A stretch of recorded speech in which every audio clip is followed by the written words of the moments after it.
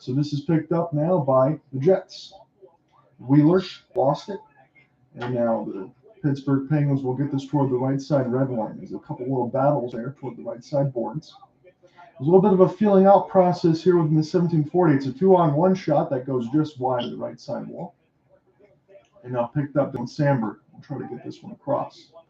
This will touch the goal stick of Dustin Koharski. Again, just one game played for him on this season right now against Vancouver, like Alec said.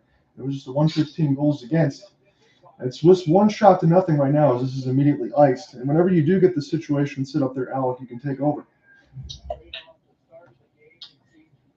And the Pens dominated possession early. I think that's kind of what we expected. So what we're seeing from the Penguins teams dominating time possession here, and they're getting the offensive opportunities early. And they're without Kris Letang and Jeff Petrie. Letang, a family matter, and Petrie still dealing with that injury. Yeah, those are two significant losses, regardless of how many points that they bring in there. Alec, you know about what they're going to bring on the back end and that stability that they don't have right now in those two parts. So picked up now by Guentzel. Cross passes. This one will go D to D. Try to shoot it into the screen, and this one will have to get peeled back. So the Pens will get back on their horse to go ahead and pick up this puck as it's Marcus Pettersson trying to get this one now across the red line. And they'll dump this in as it touches the goal stick of David Rittich. Now Brandon Dillon, former Washington Capitals man, will get this in behind his own cage. 16:40 left to go in the first, just 1-0 in favor of the Pens. As we're at PPG Paints. Winnipeg will try to break out across the right side wall. Don't think they crossed that red line. No, they did not. So it's going to be another icing there, and it's going to be an offensive opportunity for the Pens upcoming.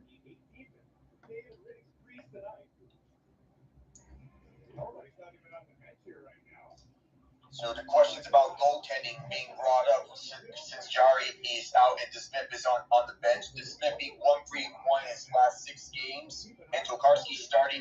He gets to ride the hot hand from last game to allow DeSmith the chance to play against the Hurricanes tomorrow night at PNC Arena.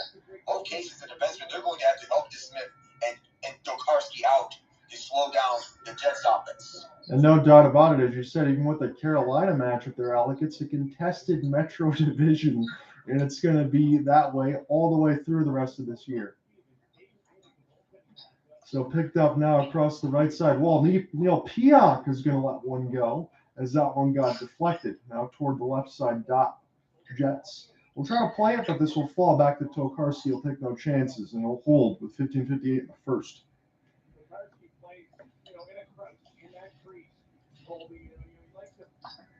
Too many pieces missing early for the Jets here. So when I think about it too, you just get Ehlers back. You finally get Pierre Luc Dubois acclimated, really in like a second year, right from the trade from the Columbus Blue Jackets. There's a lot for Rick Bowness to work with, not to mention a new coaching staff on that side. There's a lot to be made of the Winnipeg Jets of should they have made trades, should they have moved some other pieces around. I think the answer is solidly no at this point, as they're sitting second in the Central Division, just behind the Dallas Stars. So Ehlers will go back in his own end and try to play this one. This gets knocked over the players' bench. 15:43 to get a stoppage. 2-1 in favor of the Jets. No score just yet at PPG.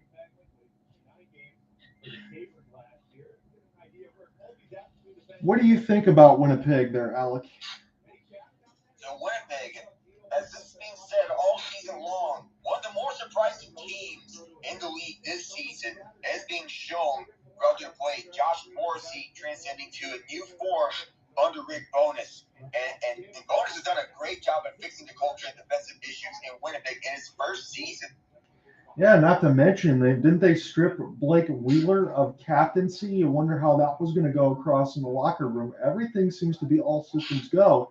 Again, no Connor Hellebuck tonight because just of the back-to-back. No other reason other than that. But this is a team that's always been loaded across the board, and they're expected big things. And I think that they can fulfill those shoes. So toward the right side wall, this will get picked up now by Dylan DeMello. We'll go ahead and take his time in behind the cage of David Rittich. Third line side defense is out there right now for the Winnipeg Jets as they'll just hold this red line. It's been a lot of defensive due diligence between both of these teams right now. We're going to see who's going to blink first 14:45 left to go in this first. And again, there wasn't a heck of a lot of blinking in my last matchup in between the Rangers and the Stars. You didn't get a goal until the second period before the last second heroic by the Rangers. So we'll see if that's going to be this type of pacing game, although I would expect it to pick up at some point. So toward the right side wall, this is now Jan Ruda as he'll play this across for Chad Ruedel. Again, as Alex said, it's a different back-end line with no Letang and no on the other side for the former Montreal Canadiens defenseman Jeff Petrie now for the Pens. So we'll see how that ends up working out for the Pittsburgh Penguins. Lose a little bit of back-end depth against a Jets team that has playoff the back-to-back, so maybe their legs are a little bit heavy. So Brandon Dillon will get this in his own end. Nice pull pass as this one goes to Nikolaj Ehlers. It's going to be a 2-on-1 to be set up there, but Pierre Luc Dubois couldn't get to it. And now Rust will have to break out here for the Pittsburgh Penguins. It is a 2-on-2 toward the left side of the wall. And now this is a race for the puck. It's a 1-on-1. It's going to be won by the Jets to negate the icing as they have this now toward the right side boards. Holding off a couple stick handle now with a forehand. Jets will try to cruise in, try to center one off of Dustin Koharski. Went off his skate. This is still kept in the zone there momentarily by Kyle Connor before it's brushed out. Jets will have to go back and touch up. They're able to get back onside, locate the puck among a host of skates, and DeMello's pass. It's a little bit too far. We'll have to check back up across the Pittsburgh logo. Connor will go ahead and stick lift this ahead as Morrissey tries to find Connor cutting into the slot, but too many pens in the way. And this one gets deflected up in the netting. 13:08 in the first. 3 shots to 1. So I was able to bring this up, so I finally got it. I'm on a free trial on Fubo TV, so this is going to be temporary for when I do NHL Network games. I don't know if the free trial is going to come back when I have to cancel it out. Maybe not. Okay, go ahead and take it then. If you're good with all that stuff, I'll back you up. So 13:08 to go in this first period. So you take a look at both sides. And the Jets, one of the more exciting teams to watch this season, proving to be an offensive juggernaut, scoring 29 goals in their last 7 games.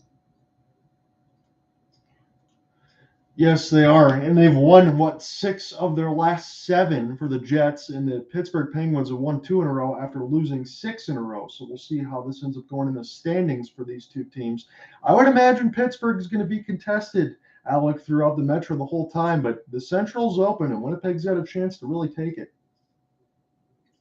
Yeah, Winnipeg still has that chance, especially since Dallas is just a few points ahead of them, but Winnipeg not trailing by much. I'm going to go ahead and do the same thing for our stream purposes. I'm going to go back to the NHL Network because it's the only place that I can get it right now. So I'm going to pull that up the there. Metro is a tough one. I mean, there's lots of depth in that division. Central, I feel like, is kind of a 2-man at this point.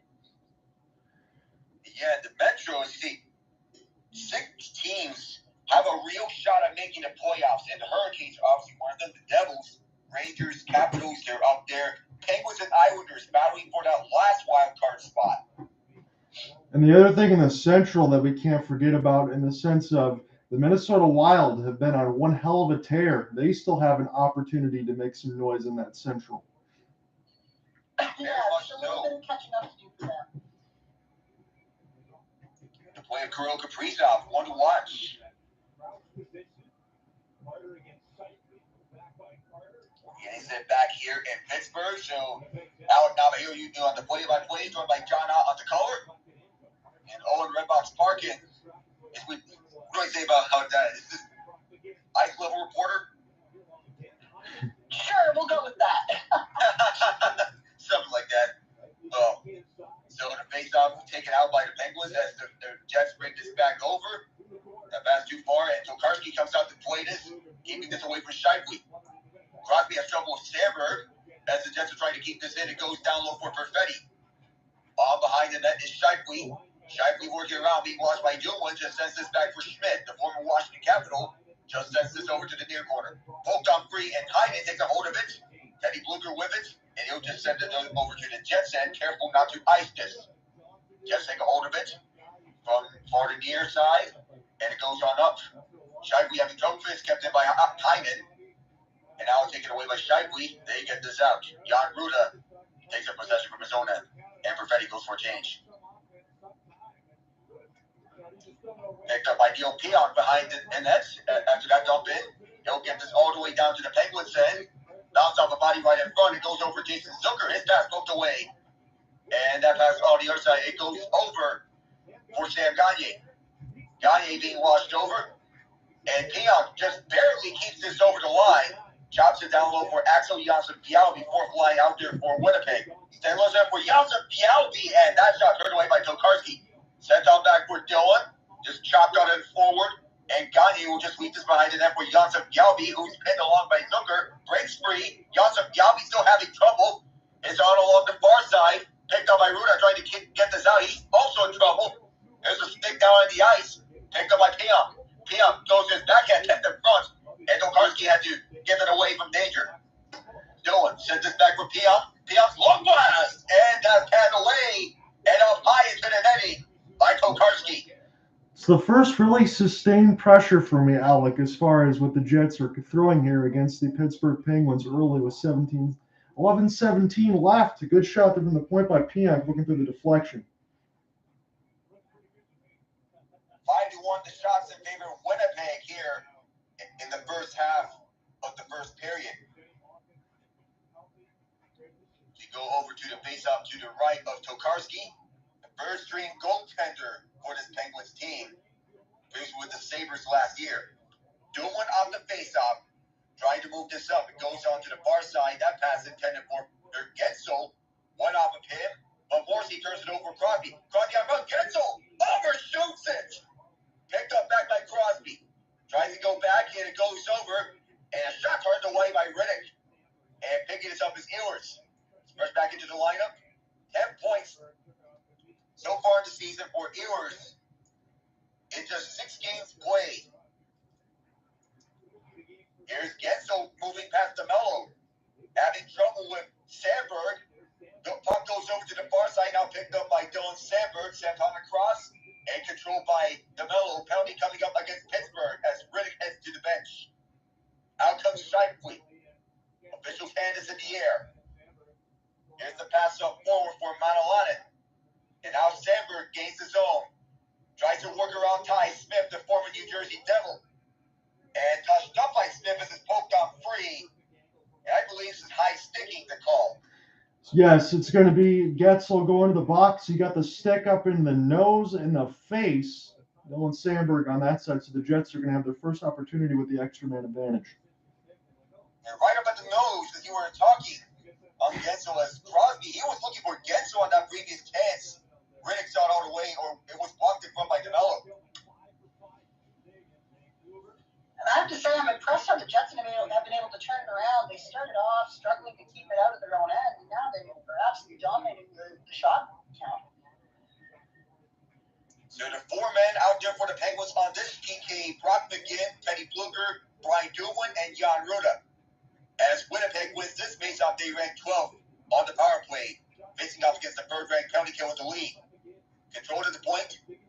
On around and on back to the right side, down for Pierre Luc Dubois, the former Columbus Blue Jacket. The pass comes out in front, makes the shot, takes the shot, and that was Ehlers taking it, and Tokarski sticks it away.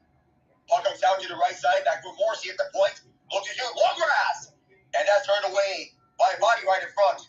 Morrissey controls from the right point, got it on down low for Scheifele, but sticks it away, and is cleared on down. Morrissey looks to start this up again. Got it up for Scheifele. And taking it back in is Dubois. He's being watched by Friedman. Dubois pinned along, breaks free. Sent on back for Morrissey. Morrissey shot.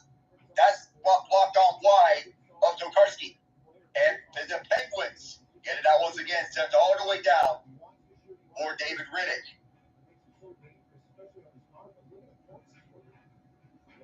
Now, the second unit comes on. It's Nate Schmidt giving this up forward. Goes wide of Tokarski. Perfetti on behind the net.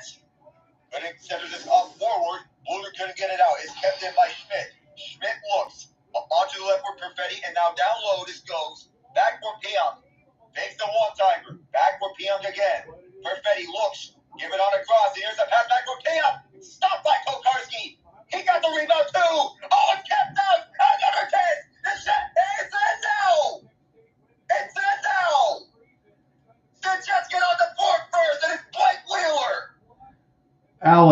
know I'm a little bit ahead of you on the feed. I wanted to make sure I didn't go over your call. There was about 7, 8, 9 touch passes, tape to tape by the Jets in between the circle and the D. Wheeler sitting right on top of the blue paint. There is madness and chaos everywhere in front of Dustin Kokarski's net. And a backhand, Wheeler able to give the Jets the lead in tight across the blue crease. Strong Jets power play, showing just what they're capable of there. Beautiful goal by Blake Wheeler. Didn't think the Jets would be opening the scoring, but here we are. And the funny thing is, that was a fantastic save by Dustin Kokarski was. on the initial chance. It was. He made a couple of those, Alec, as you eloquently called. I was in absolute disbelief on that save by Kokarski. And then Blake Wheeler was just right in front. And here comes the Penguins trying to answer right back, and going to get the shot out there, and it's a loose puck battle right at the near corner. Jason Zucker in trouble. Still in the near boards. Here's Ty Smith, a long shot that's turned away by Riddick. Coleman could not get this out. It's held in at the point. Now down low for Zucker. Tries to center. Dylan intercepts. And on back, this is Schmidt working this up forward. And it's dumped right in, all the way down to where Tokarski is standing, to the left of his crease. Rakell starting to rush. Just uses the boards to get this down in deep.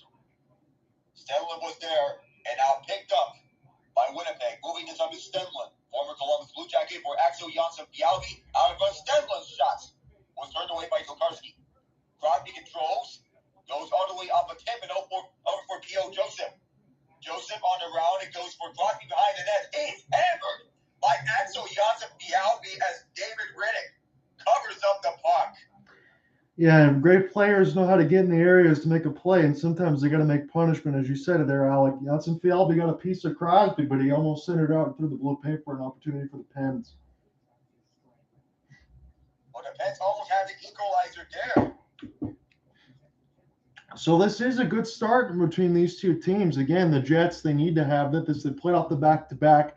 Not as far as what they'd want in the game, but you want to see that push off the back-to-back. They've shown that they're early. And Alec, I'm going to go back to the point that you made, whether it's an obvious one or not. I think it's an obvious one to make. You have to talk about it again. The back-end depth for Pittsburgh that is not there toward a couple of pieces in between Petrie and Kris Letang.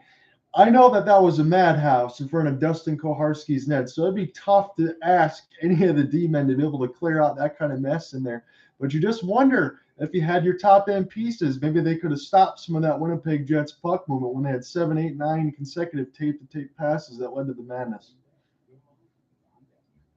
Very much so. And not having Letang or Petrie out there is not going to do that much beneficiaries you're talking about. And all those Jets passing, it's just tiring out and confusing the Penguins' penalty kill. Yes, I mean, that's a sequence. I know we covered a lot of hockey games there, Alec, but I couldn't tell you how many times I've seen that in the NHL that season on the power play. That was a really good design there by the Jets. That was an excellent job by them. Amazingly so. And there was discussions with the defensemen between the coaching staff and the players, between Rick Bowness and associate coach Scott Arniel, and with the defensemen, especially with Josh Morrissey and what got him to the Norris conversation this year. So when we get into the intermission, I will ask you a question there, Alec, of what you expect of the Pittsburgh Penguins in the second half of the season. I just want to get your thoughts. You're our resident expert. I'll let you take the play-by-play. All right. We come back from the break here in this first period. 7:36 to go in the opening frame. Dumoulin and Smith are out on the ice with Guentzel, Crosby, and Russ. Though Crosby loses the face-off. Puck goes around and hits Perfetti. Penguins trying to keep this in. They do. Here's Russ out in front. Guentzel! Trying to outweigh it. They really could not do so. And it's kept in by Dumoulin. Guentzel sends this down low. Russ trying to move around DeMello. Now back around the boards. Scheifele intercepted that pass.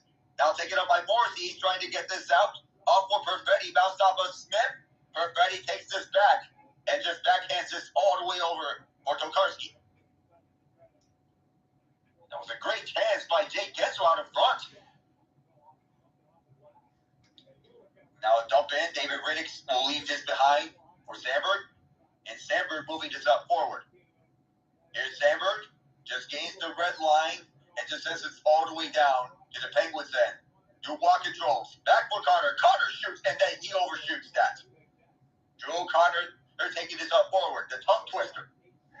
Mark Friedman back for Chad Ruido, and Ruido immediately shut off, but he got it off on time. Pass intercepted by Ehlers. Ehlers tried to go back on a cross. Too far there for Connor, though he took that up. Dubois trying to go around Kapanen. Penguins trying to get this out, and it's kicked out by one of the defenders right in front. Sandberg takes up possession, trying to go past Jeff Carter, but decides to defer and sends this back for Schmidt, the former Washington Capital. 6:05 to go here at PPG Pace Arena in the first period. Jets up 1-0 on a power play goal by Blake Wheeler. Alec Nava, John Ott, and Owen Redbox Parkin on the call. Here's Rickard Rakell on a 2-on-2 with Jason Zucker. Zucker goes around Pionk, stops, and gets pinned along. Just trying to get this out. They take up possession. Goes up for Coleman, but is kept in by Ruda for the moment before it bounced off of Coleman and over back to the Penguins set. So Joseph has to skate back to retrieve this behind Tokarski, comes out in front, and he'll look for options.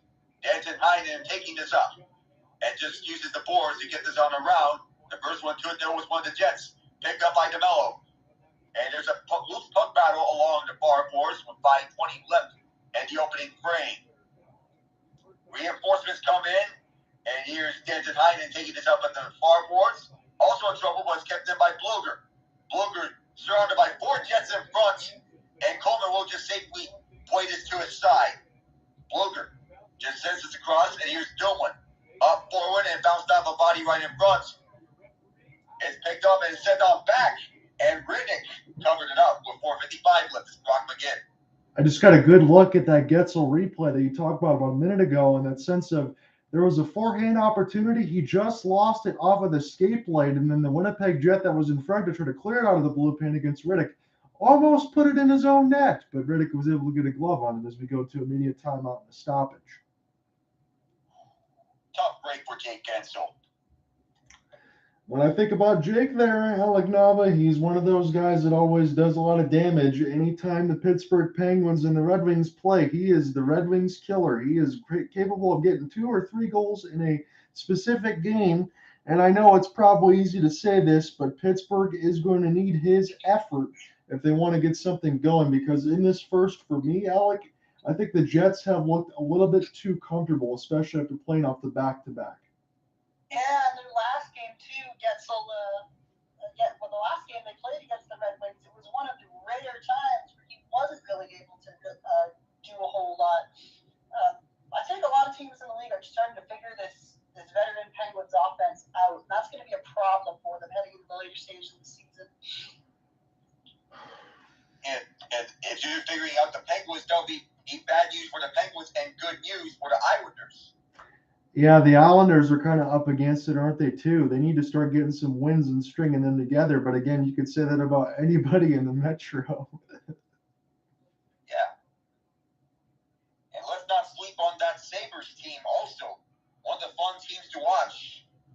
It was a game a few days ago that I did with the Seattle Kraken and the Sabres, and Tage Thompson, he had as many goals as Manny Beniers had points almost, in the sense of what they can bring. His shot goes up to 104 miles an hour. They've been trying to shoot up the standings, and they're going to need to do so because it's hard to make up ground in that East. We can put Tage Thompson in the hardest slap shot competition in the NHL All-Star game. Yes, we could. So, a little conversation between Jason Zucker and Dan Potash of AT&T Sportsnet Pittsburgh as I'm watching from their side of things from NHL Network. As it's won by the Penguins off the faceoff, shot block, and another goes wide. It's kept in by Ruido, bounced off a Penguin stick. Ruido keeping this around the glass to keep this in. Guentzel could not rush to there on time. This is picked up by Stenlund, and he clears this on out. Ty Smith trying to chop this against Mark Scheifele. Sent on back down low, and here's Brendan Dillman.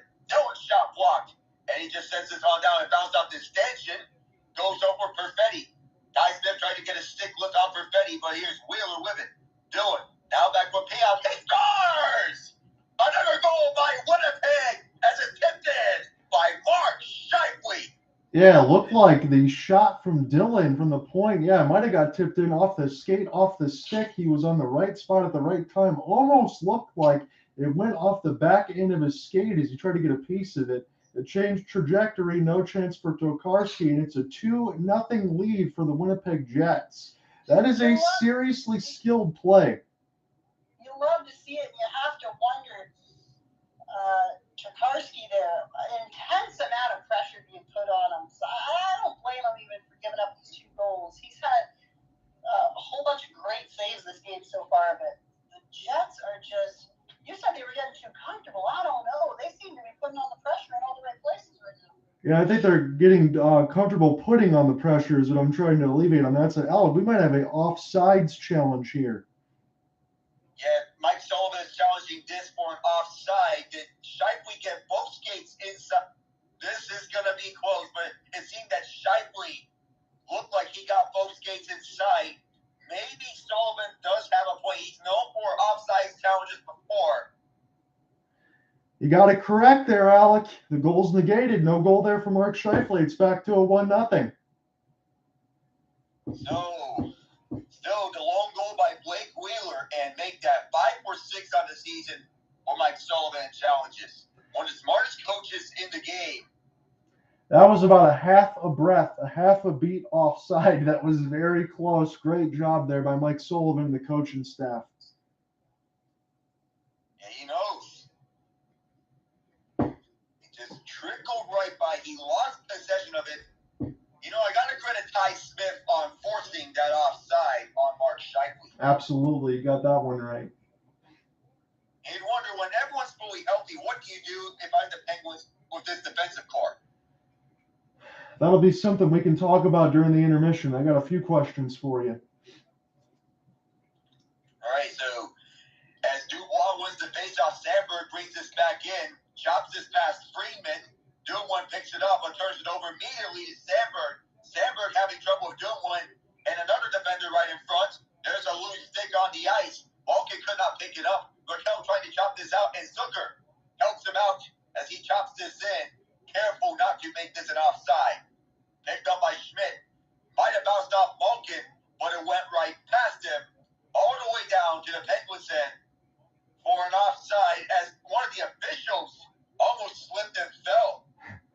So I see 33 points in combined for Rickard, Rakell, Rust, and Malkin all on the same line. That's a heck of a job. That's a second line for the Pittsburgh Penguin doing a lot of damage. Yeah, Zucker instead of Rust, actually. Zucker, thank you. Zucker, he's been one of the driving forces of this second line. He and Malkin have been having tremendous chemistry with one another. Yeah, you have to have that. You have to have compliments in the sense of every time we talk about during this run or the Pittsburgh Penguins dynasty with the Malkins and the Crosbys, it's always about the other guys that go in there and chip in because you can't just do it by themselves. So you called that one. As we have another offside by Winnipeg. You mentioned the others, Kris and those free cup runs. Absolutely, yes. And Bryan Rust in both 2016 and 2017. Jake Guentzel in his rookie year in 2017 as well. It seems like Guentzel's been firing on all cylinders ever since he's entered the NHL. Of course. Puck is chopped back in. David Riddick plays this for Morrissey. Out of his crease, he comes back there. We were trying to go around Theo Joseph, but he's closed off quickly. It's turned over back to Wheeler. The cross-ice pass too far for Adam Lowry. Lowry tries to reverse hit on Ruda, but Ruda was not budged by it. A dog pile on Manawana as the tic-tac-toe passing goes awry. Kapanen tries to play this, and here's a 2-on-1. DeMello lost his hit, and pass out in front. They score! The Penguins answer back. It's Drew O'Connor. Tie game. Kasperi Kapanen with an excellent play in the neutral zone to force the turnover. He gets the stick handle toward the right side. He stays patient as one of the Winnipeg Jets goes for a pass block. No moss. It's Drew O'Connor right on the doorstep. Ties the game at 1. And Dylan DeMello, one of the best defensive defensemen on this Jets team. He lost his stick on the play as well. He tried to pick it back up, but by the time he does so, the puck puck's already in the back of the net. Absolutely. Got in the wrong position after losing that stick. So this could be something for the Penguins to flip the script here. We're tied. This puck is played around the boards. Schmidt. No, Keon could not get his stick to the puck initially, but the Penguins keep this in. The pass back for Ruido has trouble a bit. Janssen Fiali may have a step, but he's closed off quickly by Jake Guentzel. Around this goes for Ty Smith. Up for Bryan Rust at the flex off of him, but he was behind the red line by several feet. And this is an icy. I get a great look at that Dylan DeMello replays. You said he dropped his stick and then he skated all over it. He just couldn't get back up. He was stuck in no man's land. And that turned out to be a brutal error. Although you kind of feel for him in that situation. But it's a 1-1 game now with Pittsburgh having some momentum. Yeah, I got a feel for DeMello as he's back on the ice here. He's trying to get his best effort out there. Unfortunately, it just backfired when he tried to play the pass. So here's the Jets. Perfetti shot banked off the pipe. And Guentzel pokes his screen. This might be another 2-on-1. Guentzel, Russ setting up in front. Tied up by Perfetti. And now it's kept in by Guentzel. Back for Freeman. And Russ going to get a deflection there. As it's turned away by Riddick. Russ down low for Guentzel being washed over by Morrissey. Pinned along the boards again. He gets hauled down. Chopped on free by Perfetti. Bounced off the official, and Scheifele will just send this in. Again, behind the net. We'll just lead this. We're doing one. Final 2 minutes here of this first period. The Penguins going left to right. Jets going right to left. Connor will flip this forward for Ehlers. Ehlers being watched over by Freeman as Ehlers circles around. Here's Pierre Luc one time and score! No goal! No goal! They're saying goal interference! I'm going to get a look at it right now here, Alec. It moves around the horn. It's a slap shot. They're going to say it was Pierre Luc Dubois in the net against Dustin Koharski. Although between the effort of Brian Dumoulin, maybe a little bit of push for my liking on that sense of it, but I would say this is immediately waved off. This one's not going to count. Yeah, Dubois was right in the blue paint. And is being watched over by Dumoulin over that tie-up. And got right near that, was it the blocker hand of Tokarski? Yes. Yeah, that's what I'm thinking. Even though there's a little bit of stuff there in between both of them, Dubois didn't allow Tokarski to be able to make that save. So I think that this should stand, and that's a good call there by the referees and the officials. What say you? Yeah, I agree with this wholeheartedly. Because it didn't allow Tokarski to make a stop here. You got to have as the goalie allow a chance of making a save.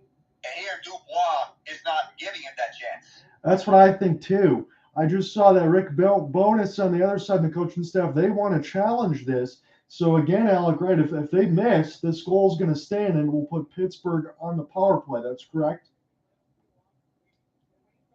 Well, if they lose here, that'll put the Penguins on the power play if that stands corrected. So deflected off a skate right in front. And they immediately waved this off. So what about you, Redbox? Still here? I got the definitive call right there, Alec, for me. That's a no goal. They just did it again off the challenge. They say that Winnipeg went for the challenge. I want to make sure I have to turn up this TV on the side of it. But Winnipeg went for it. They say they challenged it. Now we'll see what's going to end up happening there. So the goal should stand, but I want to make sure this updates on the scoreboard because it said they challenged and then they did not. That's what I see right now. So my apologies to our audience that's listening in. Apparently Winnipeg did not challenge. We're going to go back to this 1-1. Yeah, I just got back. I had to run down the hallway for a minute, but man, almost a goal and then not a goal and then it was a goal again. I think, yeah, we're going to end up seeing a 1-1 game still. So, Alec, we got a power play? Yeah, the Penguins on the power play. Ty Smith, the quarterback here for this Penguins power play on the top unit. Interestingly enough, as both Petrie and Letang are out. So, as that chance right in front was turned away by the Jets defense, they get this all the way down the ice. 1:23 to go in this first period. pass. He's going to skate around from his own end to start this up. Tries to chop this forward. Bounced off of Guentzel's skate. And here come the Jets. Here's Coleman's shot. Sticked away by Tokarski. Rakell leads this up for Smith. Drops this back and one off the skate of Rakell. And so Smith will have to start things up again. Ty Smith in control. Surveys his options, being watched and tied by Lowry. Pass up front and it goes on back. Here's Crosby waiting at the far end. Just exits around the boards but slowed down by Riddick. Riddick out of his crease. Sandberg comes up to glove this down. Taken up back control by the Penguins. Here's Smith. And Crosby watches it tight. Circles the zone. And now Smith. Back for Crosby. Crosby tries to center for Guentzel. And he couldn't get the shot away. And the Jets get this out. It's over at the Jets bench with 23 seconds left. The pass over P.O. Joseph as the second unit comes on. 17 left in this first period. It's dropped right back. Manuana trying to get a stick on it. Penguins get back possession immediately. Zucker circles from the neutral zone. Carter chops this up forward. Kapanen racing after it. Picked up by Dion. Goes over Joseph. Tries the left edge on that, blocked away by Manuana and comes right down falling right in front of the net. But it stops us short as time runs out.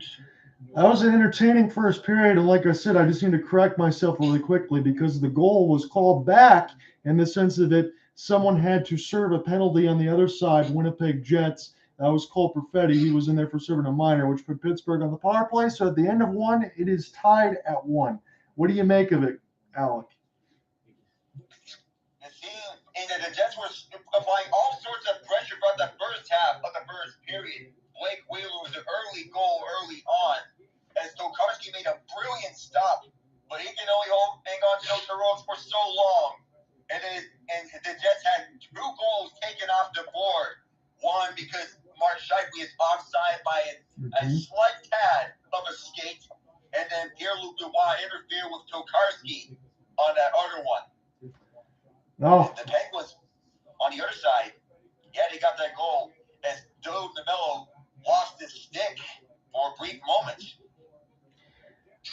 I still think, and I agree with you, I still think it was a good answer by Pittsburgh. Yeah, you might get the benefit of some whistles. One of those was definitely offside, and the other one was definitely interference on that side. But you have to be able to answer back when the Jets were kind of pushing a little bit more toward this first period. And that was a great play there for Kapanen to get that steal, set it up for Drew O'Connor to get this game knotted at 1. So you could take this however you want if you want to do a first period reset. I do have a couple questions for you, though, as far as being our Pittsburgh Penguins resident expert. I can go ahead and pick your brain doing a game with you. So a couple questions. You can answer them however you want to or start however you want to. What do you expect with the Pittsburgh Penguins in the second half as far as playoff positioning in the Metro? And to your question that you threw out there, if the Pittsburgh Penguins can't address their defensive depth immediately, do you expect them to make a move at the trade deadline?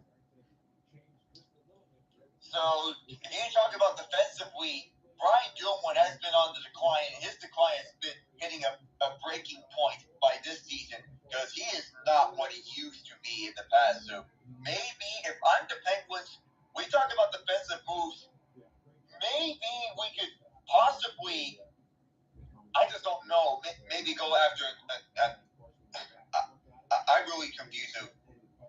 Probably, this could be a cap dump move if I'm the Penguins for some occasion, because Dumoulin, he's not that valuable to the team as he was in seasons past. I just don't know. And probably if we were to get a defenseman out there, so Ty Smith, he's been earning his minutes, though. I do see some improvement from him on the first power play if we were to sustain that for his future seasons here in Pittsburgh. Yeah, that was kind of a trade at the time when people had Ty Smith. They don't know exactly what kind of favor he was going to bring. He was a young talent. It's a risk there for Pittsburgh. You want to get a good young player there to try to change a little bit, make sure that you can press the defense forward. But like you said, Pittsburgh, just like a lot of other teams in the NHL, unless you're not counting the Kraken and maybe a couple others, all these guys are strapped for cash, and they're up against it in the salary cap. And if you have Crosby and you have Malkin, you have some other pieces, you can't really do much to blow up that core, so I don't blame them for not making some of those chances. But you're right. This is a team that's going to be pretty much as constructed and it's going to be up to them for the rest of this year to make this push. And so what do you think in the second half part of it for Pittsburgh? Do you think that they can make this push in the Metro and get back into the playoffs once again? As long as you have Crosby, Malkin, and Letang playing like how they usually play, then in all aspects, you're pretty much good. Yeah, I'd agree. I mean, it's one of those situations I can even throw it over, and you agree with me on this. You guys know this in the sense of when you have Alex Ovechkin on the other side for Washington, just like it is for Pittsburgh, you can call them old heads or whatnot. They're all Hall of Famers. You can't really do much to change the team until the other pieces turn around in that hourglass, talking about Crosby, Malkin, and Ovechkin, and all these other guys retiring. Until that happens, the Penguins and the Capitals likely stay the same. Yeah, and I would jump in and argue, too, that I think Ovechkin probably wants that record before he calls it quits. Yes. Crosby, I don't know what he's playing for at this point. So I think he could go at any time. Ovechkin, I think, is still – he's got another 2 years just because he wants the what is it, 902 goals. Yes. But I think when the Penguins – see, the problem is they're so reliant on that core, that veteran core. And when Crosby eventually moves on, they're going to have to go through a rebuild. And I think they got to start preparing for that now because the league has figured them out. We saw how the Red Wings just ran all over them. We saw how they played the past month. I don't know. I think they're going to have to readjust some things if they want to get past the first round. If they want to make the first round, maybe even, they're going to have to do some serious adjustments. They're going to have to shake up the lines because right now the league knows what they're about, and that's not good for them.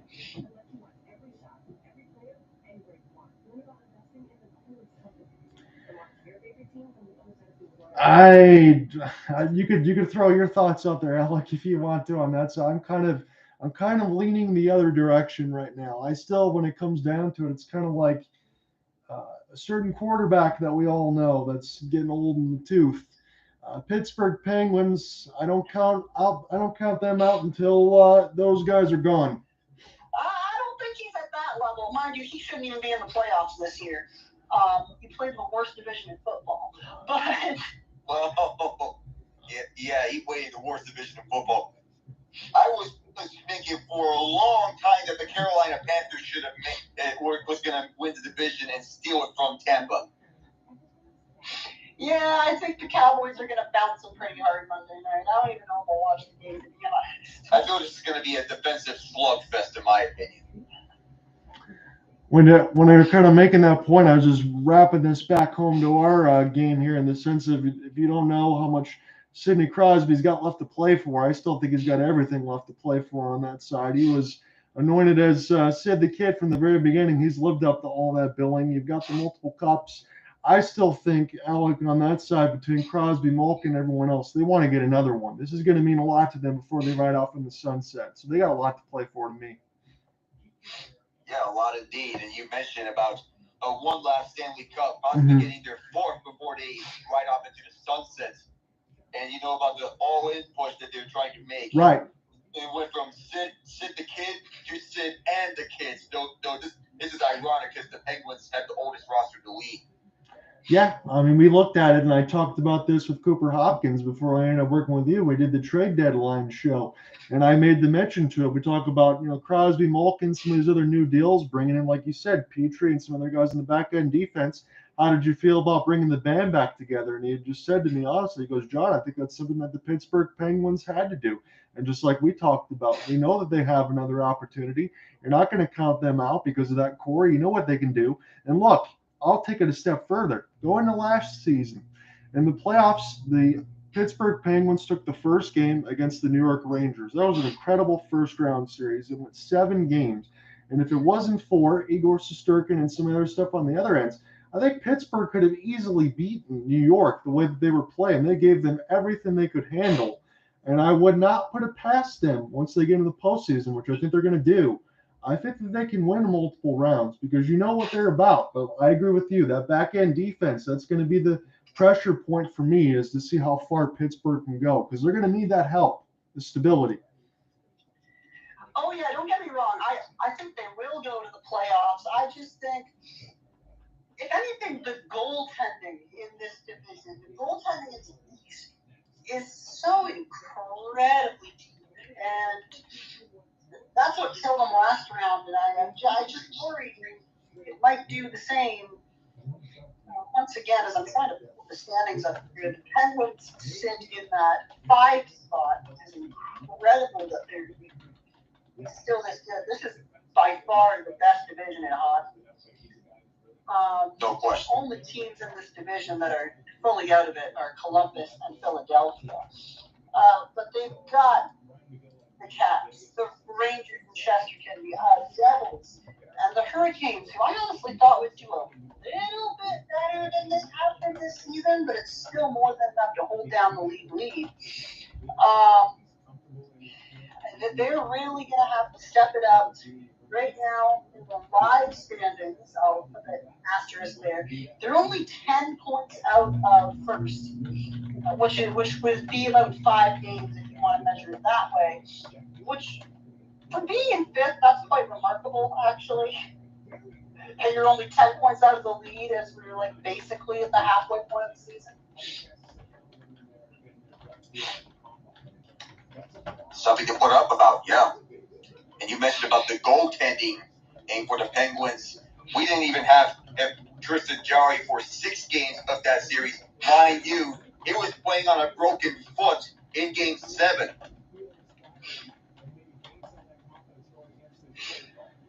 Let me ask you here, Alec. There was a big moment last night in between the Boston Bruins and the Seattle Kraken. Seattle, their second year, they were able to give Boston their first loss on home ice. They're now 19-1-3 at TD Garden. Are the Seattle Kraken for real? This year, yes, they are. Seattle is for real, and the Bruins, they were due for a home regulation loss. So, but against Seattle, all teams, well, this was one to see. And for the Bruins to not even score in this game, you'd be surprised by. I'm not surprised that the Bruins lost at home in regulation. I'm surprised by how the way they lost. They didn't even score in that match. And mind you, they were facing Martin Jones. And, Seattle's goaltending is not really that strong. I think that's going to be something to look out for once they get into the playoffs. So I agree with you. And here's the thing for me, for Martin Jones, you're exactly right. He had about a week and a half of rough play that kind of just dwindled his goals against. But as he was picked up pretty much off the scrap heap, I'll say it like that. It was the NHL waivers. He's been very, very good. He's got back-to-back shutouts now. And I agree with you in the sense of the way they played against Boston to get that 3-0 victory. They kind of played like Boston did in that game. And you're right, they're due for a loss, so there is no panic for me on that side. But the Seattle Kraken can go 6-0 now on their road stand if they beat the Blackhawks tomorrow. So they've already knocked off during this road stand Toronto, Edmonton, and Boston. That is incredible. That is incredible. And right now, they're just 2 games out of the division lead behind the Golden Knights and the Kings, who are a game apart themselves. I think by the end of this road stand, they could easily eclipse the Kings, maybe even catch up with Vegas. They look incredible, and that division is, at this point, I think a 3-man race. The Flames and the Oilers are going to have to fight, I think, for wild card positions because, oh man, this division is so deep. It's not. I don't think it's the deepest one in hockey because the Canucks are number 6, and in 6, the Metro Division, we have the Islanders. But it's pretty close, and I think we're gonna see this come to a 3-man race, a 3-team race, if you will, as the season winds down. I don't think it's gonna be decided until the waning days of the season. I agree with you, Owen, on that side. And I know, as my broadcast partner would always say, the Pacific might not be the most competitive, but it certainly is the most wide open. You're going to be waiting to 82 games. The question for me is, if we're looking on the west side, that we're talking about the Pacific on that, are all 5 playoff spots, because you got 3 mandatory spots in each part of the division, but are all 5 of them, the 2 wild cards, going to be picked up by Pacific teams? Because I think Owen makes a great point. You have Calgary, you have Edmonton. My only concern right now, and I'll throw this to you, Alec, did you ever think, as we're halfway through the season, we would be thinking about 2 teams, one that won the President's Trophy in the Florida Panthers, and one that won the Stanley Cup last year in the Colorado Avalanche, that are in the Central, so this kind of bleeds back to that point, that would not be in the playoffs at this point? Are you concerned either one of them are going to miss? For Florida, I feel that can be a real possibility based on how much they have regressed this season. I honestly did not see the Panthers regressing this hard coming into the season, as the Eastern Conference has been very deep, and you have up-and-coming teams like the Red Wings, the Sabres, they're coming up quickly, and the Senators, they're trying to compete for spots, but they are 7 points behind the Penguins for that last wild card spot. So the Panthers, they're having it very rough this season at past their halfway point. Well, go ahead. I believe Pittsburgh is in that final wild card spot right now. They are. We do have the live standings. The live standings are sometimes a little bit different, but Pittsburgh, yeah, right now it is 5 teams from that division. All 5 teams. And with the Islanders just sneaking up right behind them. Yeah, and in the West, it is all 5 Pacific Division teams holding down those wild card positions currently. The Islanders sneaking up on the Pens in the East, and the Red Wings a distant 10th, which is disappointing because they have had, I think, a very good season with this young squad. They are just railroaded by injuries. And then obviously because of Jacob Perron and the Players Assistance Program and some of the other things you can throw out there, we talk about sophomore slumps, even though with Alec, we caught a third period of the Sharks and the Ducks game. When you don't have the same production from Raymond and Sider on top of the injuries, that can make things difficult. In life in the East, you don't have a lot of time to be lollygagging around. If you're not picking up points, you're going to find yourself on the outside looking in. So I want to just peel back to one thing. In the sense of the Colorado Avalanche, they are 1-4-1 in their last 6 games. They just lost to the Blackhawks the other night. I know that they got Nathan McKinnon back, but they still have some other injuries on that back end. And honestly, I didn't think I would ever be talking about this point, that I didn't think that they were going to make the playoffs. But as Owen is looking in the sense of the standings, right now you have the Colorado Avalanche at 40 games played, and you have them at 43 points. They are 4 points out of a wild card spot. And again, you can't drop those games against the Blackhawks. I don't care about how beat up you are. In the sense of about 2.5 weeks ago, when it was really that way, they were playing about 500 hockey. Now they're not doing that. If you could play 500 hockey, as we talked about in the Pacific, that could probably be good enough to get you in at some point, especially if you're Colorado. But if they can't start making some run here, that could be a significant possibility that Colorado doesn't even make it. But again, I'll probably press this issue when we get closer to game 60, because then I'll really start to worry at that point if I'm them. Well, and I think, too, the Blackhawks, by the way, the only team in the NHL, right on this. No, not quite. One of 2 teams in the NHL who have not scored 100 goals yet this season. But the Avalanche, look at them for a minute. I figured this was going to happen. I figured, of course, they've been twice in a row. They're a dying dynasty, if you can even call them that. I've been saying this all season. I said it from the beginning. Really? Many Canadian hockey analysts have been saying this. The Avalanche are a dying dynasty. I do believe they'll miss the playoffs. I think that Pacific Division is too deep. I think the Flames and Oilers will beat them out for those final 2 spots. And I even maybe the Blues, they've looked better recently. I don't think the Predators have much of a shot. But the Blues, Flames, and Oilers have been too good, I think. The Wild are easily going to make it in at this rate. I just think there's too many obstacles on Colorado's path to say for sure, yeah, we're going for number 3.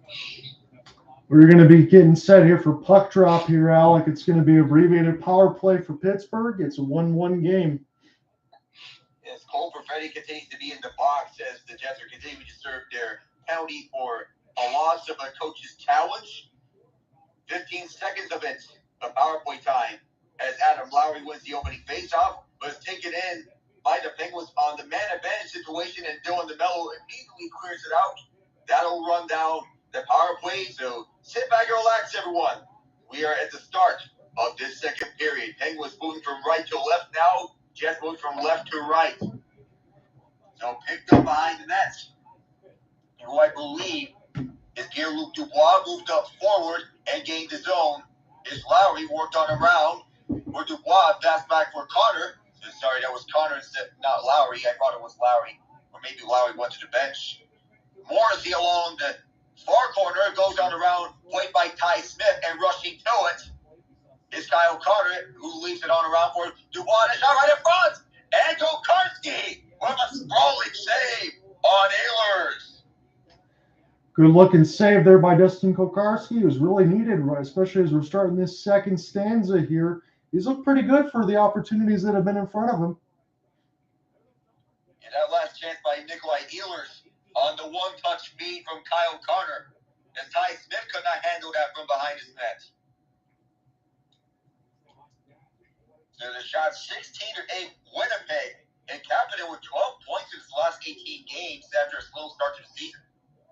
Here's a shot that was tipped right in front by Scheifele, that is turned away by Tokarski. Scheifele circles around Joseph, immediately cut off. Wheeler trying to get this down low for Perfetti. Ruda got a stick in the lane.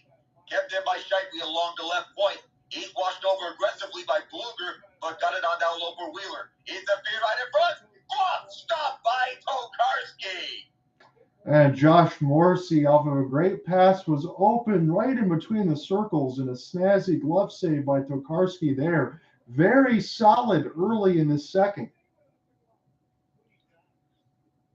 The Jets still applying the pressure from where they left off in the first half of that first period, and they're keeping Tokarski tested. So just 1 minute and 12 seconds into the second period. Off the face-off, here is Mark Friedman. He's having trouble with it along Manolanen, but the puck slips out. This might be a 2-on-1, but Lowry got there in time. Rakell keeps, tries to get a shot off, could not. He still has the puck, goes down low, and immediately Malkin gets stripped of it, goes on around for Dylan DeMello. Coleman we had trouble with it, moves this up forward for Manolanen, closed off by Friedman. The puck is worked on free. Malkin is watching. Puck comes out front for in front of Tokarski, set on to the near side for Friedman, but he immediately lost it to Coleman. Coleman, the former Boston Bruin, won Stanley Cup final action in 2019, just senses around, just trying to keep this in, and is held along the point by Morrissey. Here's DeMello, screenshot off the left post, and into the netting. 19 shots to 8 in favor of the Jets right now. They've had a little bit of a push. They've had a lot of the push in the first. They had a couple goals called back, but Pittsburgh stayed right where they needed to with a 1-1 scoreline. But the Jets have won the draw. Man, the amount of no goals or close goals we've seen in this game brings me memories of Canada, Czech Republic. Oh, the Florida Panthers in Game 4 of their second round sweep can also have a word on that, as it's being held by Payong, and that shot goes up wide, high, up into the netting. The Battle of Florida didn't end up being much of a battle as much as it should have been what we wanted to see in the postseason there, Alec. Yeah, it was one of the more bitter disappointments that we have seen from last year's playoffs. Off the face-off, Winnipeg wins another one. Pionk on around for Dylan. Headshot blocked away by Tokarski. Picked up by Dubois. Worked up front for Russ, but given right back for Pionk as he gains his own. Shut off by Smith as he gets the puck from the near side. Jay Guentzel working this out all the way for the former Capital Brendan Dillon. Mark Scheifele on the cross for Pionk, the ex-Ranger. Drops this back. Here's Perfetti. Perfetti shot deflected off of Guentzel, and it's wide, and Pierre could not poke that in. Played out by Rust. It goes over Carter. Back for Rust, and now Carter backhands this, and easily turned away by Riddick. Back for Joseph. Winds and shoots. Hit right in front after the block by Dubois, but it goes up to the left of Riddick. Up behind, capping it for Joseph. Joseph tries to get this blocked right in front. Another try by Joseph, and that's blocked again. This one by Schmidt. Here's Drew O'Connor behind the net, being shoved aside. Carter plays this out, and here's Jan Ruda having trouble a bit. And now here's Gagne, who can safely bank this up off a body right in front. And now played out by Joseph, going up from for O'Connor. Trying to beat out DeMello, but DeMello got there first. A couple shoves at him, and Malkin picking this up. The pass out back, he gets his own pass back, but it goes right back for Kyle Carter. And Penguins regain possession. Ty Smith moving this up. Oh, for Evgeni Malkin. Malkin moves in, drops it off, and Zucker could not handle it. Here's the lead pass off forward, and Dubois one-on-one. It's closed off by Smith immediately. Arriving to help is, I believe it's Ehlers. Yes, that was Ehlers. And now it's played out by Malkin. Decides to drop past off, and now the lead pass off forward for Rakell on a 2-on-2 with Zucker. Zucker shoots, and that's off the leg of Rakell. And up wide.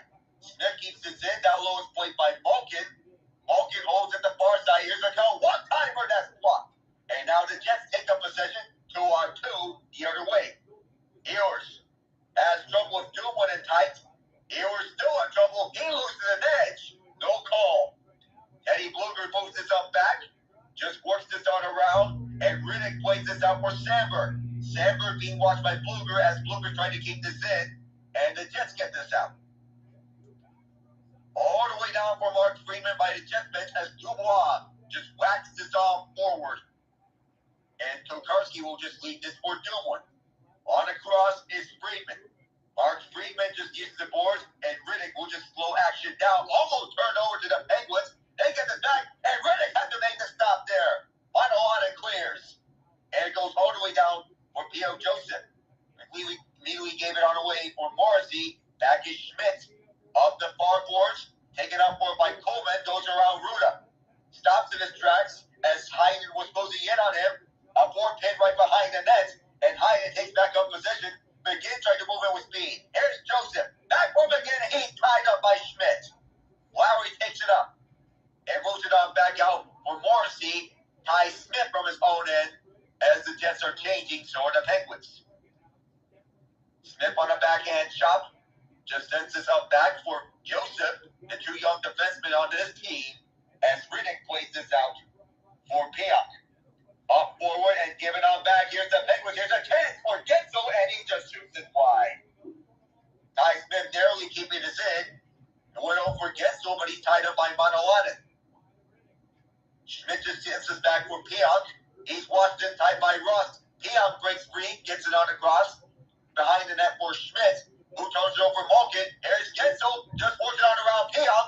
Malkin behind it, out of Guentzel. And that's stopped by Riddick. Here's Ruido, long blast. He sends it wide. Smith keeping this in. Batted down out of the air. Nothing going there as the Penguins. 42 seconds zone time comes to an end. And on the other side comes the Jets.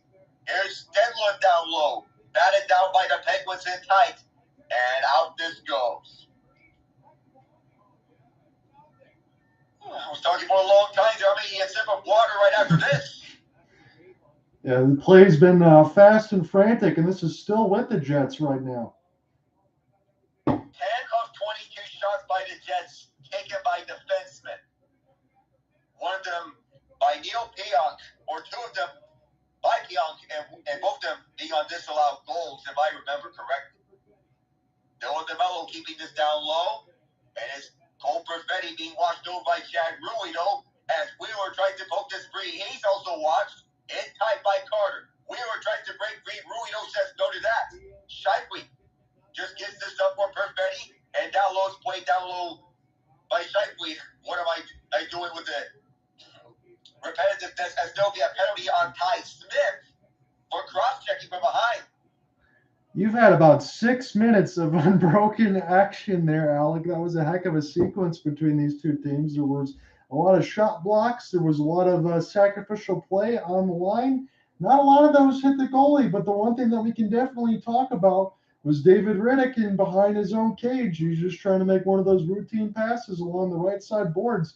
Almost turns out to be disaster for the Jets to try to give the Penguins a 2-1 lead. They had a couple slap shots on net that were brushed aside by the left pad.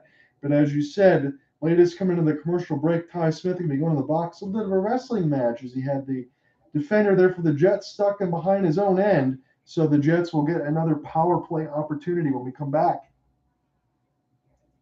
Yeah, Ty Smith, 22 years old from Lloydminster, Alberta.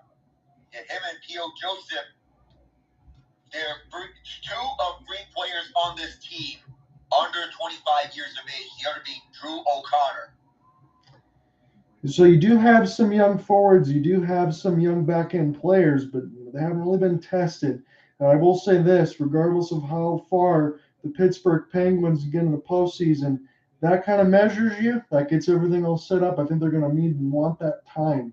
And Pittsburgh is going to need to continue to make this press in the Metro to get to that point. This is a good Winnipeg Jets team, regardless of the back-to-back or not. So if the Pittsburgh Penguins can pull this out and even get a point at this, this would be a long way going in the standings. It'd be big for this team. And for the Jets, Hellebuck or no Hellebuck, there's no Right. hanging in there up tall. Yes, they are. This has been a good contested game on both sides. It's not like they haven't got a lot of shots in there. They had a couple goals that were called back. They've had some effort. A lot of the game for me, again, this is the first time for me actually checking out the Jets this season. A lot of their offense comes from the point. They did a lot of this on the power play. We'll see if they carry this with them now as it's just underway. As you get back in action, Jets get their second crack at the power play. It's Ty Smith acting for tripping. I thought it was cross-checking for moments, but nonetheless, the Jets get another crack at the power play. And immediately, the Penguins just killed those some timeouts as they cleared this all the way down. So Morrissey was to start this all the way back from behind David Rittich. Big Save Dave, as they called him back in his Calgary days. Here's Scheifele shot, blocked down by Kokarski. He will cover up. He's made a couple of these glove saves look pretty easy, hasn't he, Alec? He makes them look easy.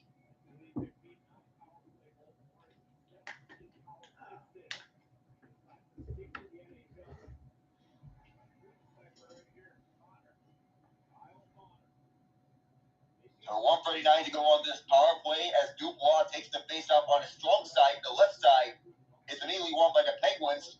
And now sent on all the way down the boards, all the way for David Rittich. As Kyle O'Connor gets set up. Mark Scheifele with 9 power play goals. He leads this Jets team in that category. Puck comes back to Connor. The near side, he was blocked by McGinn. Now back for Morrissey. Morrissey gets set for the point. To the right is Connor. Looks to get set up. Says it out. Scheifele could not get a shot off. And Bluger just backhand chips this out all the way to the Jets, and Rittich comes out and careful enough to not get right outside the trapezoid. Morrissey sets this up. More than a minute gone on this man advantage as Payoff tries to drop this back for Perfetti, and immediately the Penguins close that opportunity off. To the power play, 20% in the last 15 games, converting 3 of 15 opportunities. This puck goes all the way around. Here's Blake Wheeler with it. Wheeler tries to find Payoff, and Wheeler immediately taken down. He's in a hobble of several Penguins players right in front of him. He's back on his feet, and he takes another spill here. Gets back up again. Payoff holding. Puck kept narrowly in by Nate Schmidt. On to the left is Perfetti. Perfetti down low for Wheeler. And tries to send it for Lowry. Tokarski hangs on. And now we get a scuffle here between Freeman and Lowry. Russ also has some words for him. Payoff also tries to join in on the scuffle. We don't have any glove drops here. Russ trying to play that one out of the air to get that away from Dustin Kokarski, and then the previous part of that sequence with those flashy glove saves, what I should have added there in the middle of the slot. A lot of these opportunities have been big-time ones, right in the middle of the circles, good opportunities there for the Jets. Kowarski has been wonderful in this game, and he stopped 23 out of 24. He's flat out keeping Pittsburgh in this game right now, and the penalty kills so far for Pittsburgh's been decent. They've used a lot of body contact. They've knocked a lot of Jets down. 13 seconds left on this man advantage with 10:52 to go in this second period. They have killed off 85.3% of penalties at home. They missed out on their first chance here. Just 7 to go until they can kill this off. As Ehlers looks, shoots, and that's another glove stop by Kowarski. Yeah, and Alec, that's right in the middle of a screen. So, I mean, if backup goaltender or not, one game or not so far in the NHL this season, he's looked really, really good. Good for what he is playing as, and he's the first string goalie of this team as well. Yes. So 2 more seconds on this man advantage, and the penalty's over. Jan Bruda sends this around, and David Riddick comes out playing this behind for Dylan DeMello. DeMello up for it and gets it out as the Penguins look to reset. Kapanen sends this back. Here's Ruda for the 3-time defending Eastern Conference champion Tampa Bay Lightning in the 3 previous years. As Ehlers sends this forward now, DeMello shot patted away by Kowarski. Guentzel tries to sweep this out, and now Crosby picks it up. Here's a 2-on-2. Good stick it away, and now Kapanen could not pick it up. Now he does. Well, closed on in tight by Ehlers. Ehlers lost an edge. Guentzel pokes it free, but it goes over directly for Schmidt. Schmidt sends this high up into the air. It hit the video board. I don't think it did. As Perfetti shoots, and that's blocked away or patted away by Kowarski. The lead pass up forward too far, but it was last touched by a Winnipeg player. Canceling that icing off. Coleman tried to backskate and now picked up by Stenlund. Stenlund's shot went off the stick of Smith and went into the netting with 9:33 left. That was a long outstretched pass there for David Riddick. He got it toward the red line side as the Jets tried to make another push. Again, Kowarski with a couple of excellent saves there on that side. And honestly, I had to take that pause too because I thought that might have also hit the video board. We've seen a little bit of everything, and it's been one of those situations where it's been a fast and frantic second period. And again, that 6.5-minute sequence pretty much there, Alec, when you had unbroken play, that'll be something that we'll be talking about throughout this game for sure. 26 shots to the Penguins, 11 for Winnipeg. Yeah, so you're asking David Riddick to go above and beyond right now. Right now, he's answering the call. So the next obvious thing the Pittsburgh Penguins got to do, try to get one back in behind the net for him, try to get a lead into this second intermission, see if they can do that and move this pace of play, because it's kind of been one-sided throughout most of this contest, if that's fair to say. Kowarski, who has spent most of his career moving between the A and the NHL, he's played an impressive game, all things considered tonight. The man is making saves like nobody's business, even though he's only stopped 11 shots. No, he stopped one. Never mind. What am I saying? He stopped like 25 shots now. He's got 25. Incredible. Mm-hmm.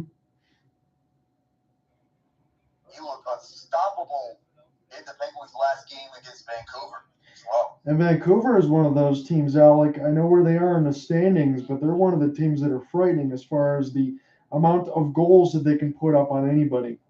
Vancouver needs new management is what they need. Their current management doesn't care about the team's future.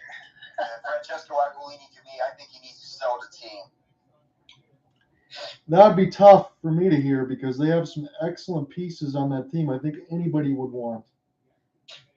They do. They just didn't do anything to upgrade over the offseason. They kept everybody. Well, outside of Ilya Mikheyev, but that's not enough. Right. And Andrei Kuzmenko, too. And plus that Oliver Ekman-Larsson contract is looking absolutely horrendous. He was just made a healthy scratch. Yeah, that makes life difficult as we're back underneath the action. Scheifele wins the face-off, goes on around. Here is Blake Wheeler in control. Wheeler just chops down back. Here's Morrissey. Long shot blocked right in front by several bodies in the lane. It's kept down low. Here's Scheifele as he's being watched by Friedman. Sends it back for Morrissey. Another try. That's another block. Scheifele sending this back again. Morrissey for Schmidt. Tipped in front. Went high into the air. Right past Kowarski. And over the net. Back for Scheifele. And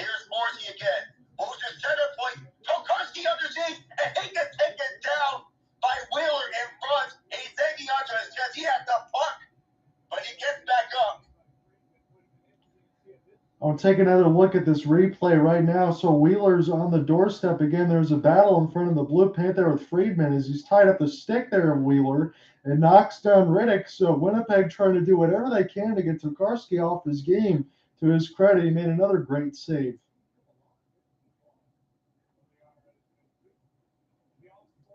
And Friedman and Wheeler tied up right at the doorstep, as I'm seeing.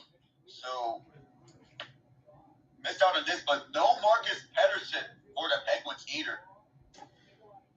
3 defensemen down for the Pens, and they're still in a 1-1 game, so you'd say they'd take it.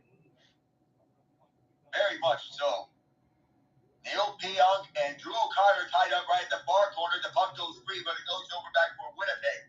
Moving this up is Nikolaj Ehlers. Ehlers sends this on around the far boards. He tries to get back to it, but immediately cut off by Jan Rota. And Tokarski saw that all the way right at his right side. You got 8:36 left to go. You got 27 shots for the Jets, 1 goal, 11 shots for the Pens, 1 goal. Something's got to change in the second half, and the Pens need to start getting some offensive zone possession time. We'll see if they can do that with puck drop underway. That would count as the 27th shot on goal for the Winnipeg Jets. It's Stemlo on the faceoff, but immediately picked up by Guentzel. Guentzel chopping this around the boards, pursuing to it is Dylan. Dylan got it off for Pionk, but kept in by Ruda. Down low is Crosby. Sends it back for Ruda and out around for Joseph. Joseph blanket this forward in a slow-moving bouncing puck. He's returned away by Riddick as Rust and Dylan take it down to Riddick's right, and Rust is looking for a penalty. I think he should get one on that side there. I think we could have one there in the sense of what should have been. It was a stick tie up there. Rust had nowhere to go with it. He got tied up after getting a slow-moving deflection that Riddick stopped. But we're still 5-on-5. So that's a little surprise there as to no penalties being called on that play. So the Penguins own Mr. Game 7. No shade to the OG Mr. Game 7, Justin Williams. Yes. Sidney Crosby and Kevin Stenlund taking his draw. It bounced off the boards. Adam Lowry and Jake Guentzel having trouble with it. It's loose right at the blue line, but it exits right out, and Russ has to play this back. It's Ty Smith with it now. Trying to move this up forward. It's Russ. Has to go around DeMello. Picks up his puck. Tries to go to his backhand and hit the side of the net. And behind the net is Dylan DeMello. Picked up by Guentzel. Tries to find Russ. But McGinn comes out fresh at the bench as Russ went on a change. Crosby with it now. Was closed off quickly, and on the other side comes Saku Manalainen. Tied up by Chad Ruido as it's whacked off forward, and the Penguins can get their change going. Out comes Teddy Bluger to defend against Saku Manalainen, and Manalainen will just chop this forward again. Smith from behind the net comes out in front.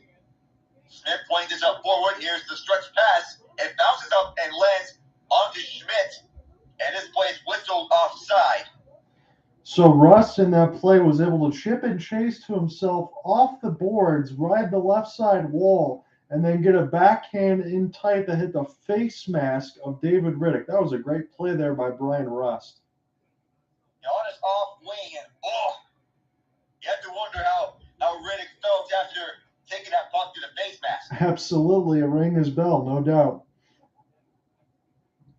Nate Schmidt moves this forward. It bounced off somebody right in front and right to the net. Eddie Bluger playing this up forward, goes all the way for Sandberg at his own end. Sandberg plays this out. And up forward, this is Scheifele. He's being chased on his tail and trying to get back possession is the Penguins. Yes, they do. Anton Hyman shoots towards the goal, and that's turned away by Riddick. Going after the Sandberg, but it comes right back to Bluger, but immediately taken back by Winnipeg. Wheeler gave this onto his left for Perfetti. Scheifele cannot handle it up forward. It's Friedman tied up by Scheifele. Scheifele takes it away, and the puck is loose right behind Perfetti. Wheeler pokes this back down low for Scheifele as he's being watched by Dubois. Dubois still bowling Scheifele in tight as Friedman comes away with it. There's no stoppage on this play. Ehlers tried to rush towards Friedman, but Friedman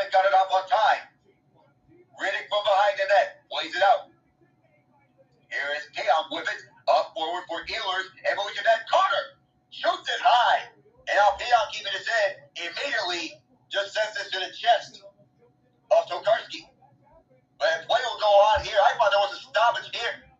The clock stopped for a moment. But Malkin shoots. And that's stopped by Riddick. And now the clock stops for real. Alec, was that one of those home cooking type plays? That puck stood there for about 4 seconds. That whistle should have been blown dead. Yeah, the clock operator thought that the play should have been blown dead for a moment there. And I would have agreed, and I would agree with the clock operator on that opportunity, on that chance there for Winnipeg, as I thought Tokarski hung on for that long enough. Yeah, I mean, usually the refs give you about a second and a half. Honestly, I'm not exaggerating in this broadcast. That was about 4.5 seconds as the Zebras are now coming over there just to make sure they get the correct amount of time. Because let's just be honest, if the Winnipeg Jets gave up a goal on that previous play, Rick Bowness might be throwing some sticks on the ice. Well, and I would not. I'm having a hard time to get out some words here. Rick Bowness, he would be furious. Yes, he would. I know we're trying to keep everything PG, so I appreciate on that side. But I agree with you. That was kind of the point that I was alluding to, in the sense of that's just a play that doesn't ever happen. You get about a second and a half to play the puck, not about closer to 4.5. So the referee is signaling something, a little bit of my bad. We'll see what ends up happening with Mike Sullivan. Nothing clear and definitive yet, but they are talking over to Mike Sullivan now just to kind of explain what happened. And yes, they are going to make some adjustments to the score clock. Yeah, indeed, they are making adjustments. So the officials are coming over to Sullivan on my end to get that explanation going. So currently it says 5-0-0 on the AT&T Sportsnet and Pittsburgh feed. They're changing it to 5:53. Yeah, we're going to go right to a commercial break here, Alec, as they'll sort this mess out, and then we get back into action, I believe, with a offensive zone draw upcoming, but who knows? They might even put this through the neutral zone, trying to determine who's supposed to have puck possession. Pretty much, considering that last play. Right. I mean, that's just something that you don't ever see. I can't recall seeing that. For as much as we've had some kicked pucks, some no-goal calls over the last few, some frantic games over the last few days, a score clock malfunction, and I can't really call it that, but a play that never should have really happened led to a stoppage here that we'll have to sort out after the break. But again, Alec, I'm just going to be honest. We watch a lot of hockey here in the sense of I don't think I've seen that before, at least not this season. You don't see this often. So as it stands right now, I think we can do a little bit of a reset. It's a 1-1 game. Let me give you the scores here. They're all in the first.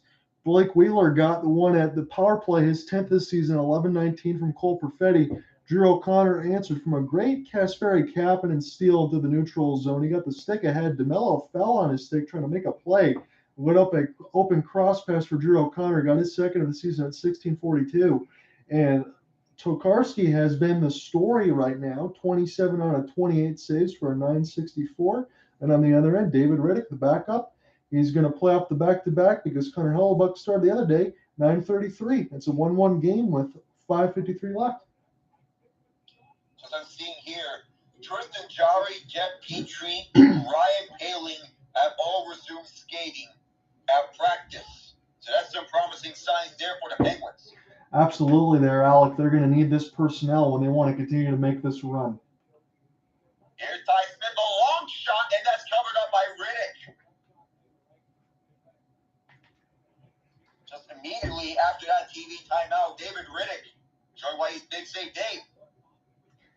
Yeah, both of these goaltenders here, Alec, I don't know if I would have said this to open this game, but they've both been excellent.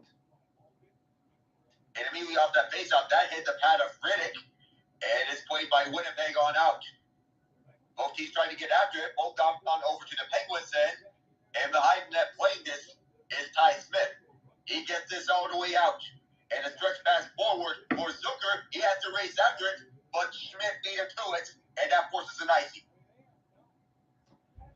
So we can throw this out there openly. Who do you think gets this next goal? Are we going to get one in the second period? I don't know. The play's been pretty back and forth. I think it stays 1-1 heading to the break. At this rate, anyway. So it's Winnipeg taking that face off. They're looking to shoot this off from the attacking end. There's a shot that backed off a skate. It's picked up by Dubois now, beating up Smith. Has to work around Malkin, but it goes on out as that pass went awry for Schmidt. Sandberg on back for Schmidt, and now it's worked up forward. Now stop a stick. Goes all the way to the Penguins end. Here's Theo Joseph. Joseph tried to work this up, but it goes back for Smith. Malkin tried to advance this up further. Zucker was returning for Malkin, and the pass over for Rakell got knocked away by Ehlers. Brendan Dillon from his own end as Zucker was approaching. Now the pass on the cross for Neil Pia. Now the lead pass up forward too far as Dubois was there. Dubois rushes after it to take this up back, but the Jets take this out back to their attacking end. Dubois could not go any further, and now it's taken up by Rust. Good cut off by the Penguins defense there. Brendan Dillon up forward for having a hard time getting this up forward. It was Carson Coleman. Now Coleman brings this up forward. Coleman drop pass. Lowry shoots it wide, and one of the Penguins got stung by that block. Yeah, Dillon. Lowry, I think, might have taken a stick up into the face. Oh, no, he took a puck into the face. Did Brian Dumoulin, so hopefully he's okay off this replay. It hit him square right in the mouth as he dropped down right to his knees. It was Lowry with a shot opportunity that hit him right in the middle of the dome. So hopefully Dumoulin's all right. Oh, no harm intended there for Lowry as he was trying to shoot this up, but as the direction was going towards the netting. Yes, that took a very unfortunate bounce, and thankfully all these NHL players coming in there now have visors. And good thing that they wear visors nowadays, because in the past, visors were frowned upon back in those old days. Absolutely. So player safety becoming an emphasis in today's NHL. Sandberg and Kapanen tied up. Still, the puck is loose. It exits the zone all the way to the Penguins end, where it's picked up by Joseph, who will lead this on for O'Connor, with Coleman coming right after his tail. It goes for Kapanen. Kapanen tried to dump this up forward. It was caught off by Morrissey. Now it's Coleman just backhanding this on. Again, races against Lowry to retrieve it. And Lowry still down low. Winnipeg continuing to apply the pressure. The puck is loose at the far boards. Lowry tries to play this out. The Penguins go coast to coast for O'Connor. Now the lead pass up forward, intended for Carter, and bounced off the skates. And Kapanen will go off for a change on this dump. Gagne just sends it around the boards. Here is Tokarski leaving this behind for Ruido. Up forward. And the puck is played on out over to the Jets end, but given on back. And Crosby just avoided the offside. Nate Schmidt just sends this back for Morrissey.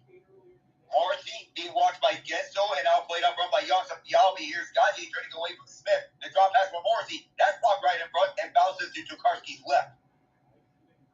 Crosby tried to beat out Schmidt, but Morrissey would not let Crosby go on a one-on-one. Morrissey just sends it all the way down. No icing as Tokarski touches up. And now playing this is Ty Smith. He's being watched by Wheeler right in front of Tokarski. Smith still surveys his options. He's still looking, and Wheeler comes out right behind the net. Smith has to get his up, and he does for Ruido, but the Jets take back possession of Scheifele gains his own, tries to work this on around, and the feed right in front, it hit Connor's skates, but he couldn't get the shot up. Malkin tried to go around, but immediately Neil Pionk got after the puck. Gets it away for Dillon. Brendan Dillon being watched by Jason Zucker. Here comes the attack. And some bodies come flying right down in the final 2:06 of the second period as Wheeler moves right in. Looking for a second goal. They score! Tip right in front. And the Jets take back the lead 2-1. Pionk makes a diving play in behind his own net. That's how it started. The Jets are able to break down toward the left side wall. Wheeler getting in toward the right face-off dot will make the cross pass. He stays patient, waits for Scheifele to get open just enough in between the Pittsburgh defense and Brian Dumoulin. And the Jets finally cash in and take a go-ahead goal in the second frame, 2-1. And I mean, when you're putting this much pressure on one's defense, they're bound to crack eventually. The Jets have outplayed the Penguins at every turn so far in this second period. I don't know why I said there wouldn't be a goal for the rest of the period. This is just insane, the amount of pressure Pittsburgh's taking. It actually shows they're Get back on this one, Alec. This is big. So 150 to go in this second period. Was Mark Scheifele out in front of the net? His 25th of the season as Kyle Connor takes his back up forward. And there's another goal! Nikolaj Ehlers gives the Jets up 3-1. Yeah, I wanted to make sure you didn't miss that one because I caught that ahead. Connor right to Ehlers, back toward the middle of the slot. He sits with left out. Ehlers makes no mistake. 22 seconds in between those goals. The reason why I brought up the question a few minutes ago is who's going to get the next goal and why it was important. I was going to say Pittsburgh has to get this next goal because Tokarski is going to face that siege, and the Jets finally broke through for a couple within 22 seconds. So the final 100 seconds of this second period, and the Jets on their 30th shot of the game get their third goal of the game. Final 95, they're trying to go for a fourth here, but immediately driven on out and racing after is Russ. Russ tries to go around Morrissey. Morrissey said no to that. Puck could not be kept in, and it goes all the way down to the Penguins end. Jan Ruda picks this up. Final 80 in the second. Uses his left side to get this on around. It's just Scheifele from Wheeler. As Crosby cannot play this off of one of the Jets defenders, and the Jets get it all the way down, short of an icing. As Guentzel touches this up, we're in the final minute of this second period. Jan Ruda being washed out by Kyle Connor and is moved up forward for Malkin. Malkin could not advance this further. Here's Joseph with it. Kyle Connor watching, or Cole Perfetti watching aggressively. And up forward, it bounced off a stick. And on for Pierre Luc as he is rushing right back to retrieve it. Nate Schmidt got knocked off and did not lose his helmet. Here's the Jets moving this all the way down low, past the red line. 25 to go as Dale Pierre and Jason Zucker are tied up once again. Rakell arrives to reinforcement. Played on out to the Penguins defense. Here is Malkin moving this up with 15 left. Malkin played across but knocked away with a stick from one of the Jets. 10 to go. Smith moves this back forward. Offside is delayed here. That was a good collision in between Zucker and Pierre. Got a couple of the defensemen there from the Winnipeg Jets as we're just going to get ready to end this second period most effectively. And it looked like Pierre Luc was collided by Zucker, and then Nate Schmidt got on top of him as he came flying right down. So off this face-off, one last opportunity for the Penguins. No one brings this back on. A last-ditch effort could not get past Dylan, and that'll end the second period. 3-1 Jets after 40. So regardless, for me, what happened was with the Pittsburgh Penguins tonight, I'm going to look at this the other way, and I'm going to look at the Western Conference team and say, are they legit? What are they going to bring off a back-to-back? What's the effort level like? I think they've checked all of the boxes for Rick Bowness' squad tonight. Very much so, and them and Dallas could be a potential second-round matchup to watch. If that's the case, Alec, that's going to be must-watch for me. Absolutely spicy in between Connor Hellebuyck and Jake Ottinger, as you would also get the former coach of Dallas to now be in against Winnipeg and Dallas in that part of the matchup, as Peter DeBoer is there now from the former Vegas part. So that could be very interesting.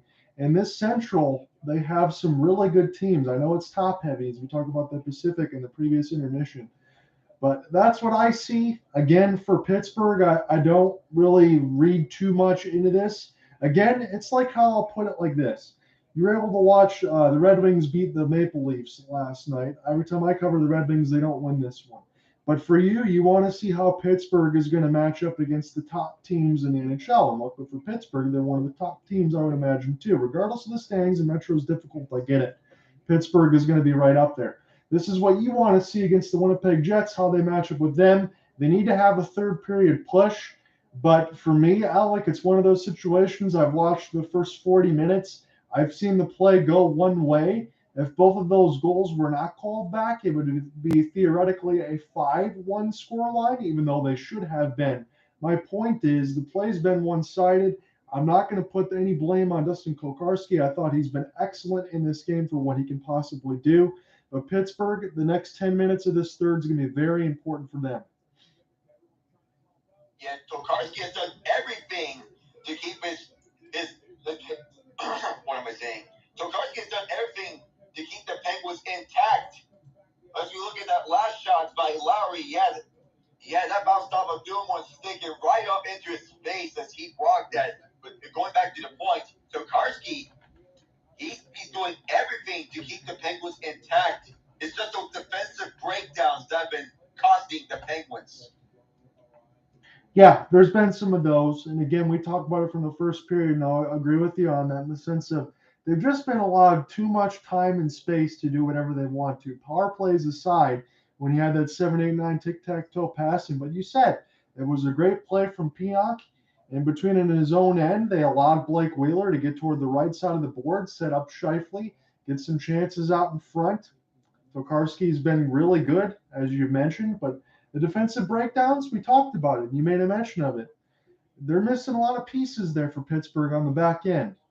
And the Jets, they're a good team. They're going to try to take advantage of it. They've been allowed the time and space to shoot, be able to make some plays.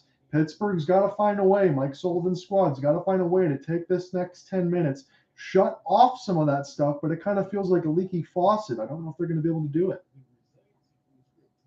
Yeah, who knows, considering how good this Jets team has been. They're sitting comfortably in second place in the Central Division. They're looking to take first place from the Dallas Stars. Meanwhile, the Penguins on the other side, they're trying to hold off the New York Islanders and other teams that are competing for that second wild card spot. So here's the thing for me. You have the Islanders, right? And you have the Andrews. You got Ilya Sorokin and Igor Shesterkin. You have some outstanding goaltending. And how many of those back-end matchups, because you know it's Metro versus Metro, that the Pittsburgh Penguins are going to have to play against those teams down the stretch? Do you feel that they match up against them well, or do you think it's going to be tough? I feel these are going to be tough for the Penguins, especially given the goaltending that they're facing up against, especially against those New York teams and the Rangers and Islanders, Shesterkin and Sorokin. Not to mention the Devils, who have Vitek Vanacek, silently an underrated goalie in this NHL. And he's been putting up some solid numbers ever since getting traded from Washington. I know it was a while ago when we worked the Hockey Night in Canada game between the Flames and the Maple Leafs. We talked about that during the intermission. You brought that up, Vitek Vanacek. That was a great point by you. I think most underrated pickup that we had in the offseason. Did I expect Vitek Vanacek to have these type of numbers? No, I'm not going to lie to you. But I could also say the same thing for Linus Ullmark on the other side for Boston, who was their lone all-star. I mean, these guys have been incredible. And if it wasn't for the play of Vitek Vanacek, I can say this for the most part, New Jersey would not be in the position that they are, because I don't know about you, Alec, if you thought that they would be contending for a playoff spot this year. It's still a young team, but they certainly look like one that's going to be a shoo-in for playoff positioning. Oh, yeah, for sure. And now you brought up Linus Ullmark. You talk about Shesterkin's historic season last year. Ullmark has been putting up similar numbers to what Shesterkin had last year. The difference is that he's being helped by an outstandingly great Bruins team right in front of him. And it's literally virtually impossible for the Bruins to be this good at literally every single category statistically.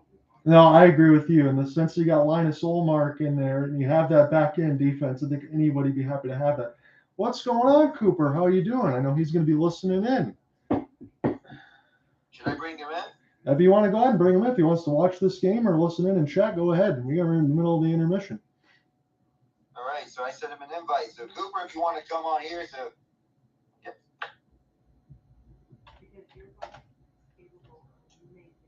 So 3-1 Winnipeg after 2. So you can look at the scoring recap from that second period. So Scheifele from Wheeler and Perfetti at 17:58. And then the second goal coming just 22 seconds after, Ehlers from Connor and DeMello. So that's Ehlers' third goal of the season, but he was injured for the most part of this year, even though the Jets have done very outstanding without him. And with him, he just played 6 games for tonight.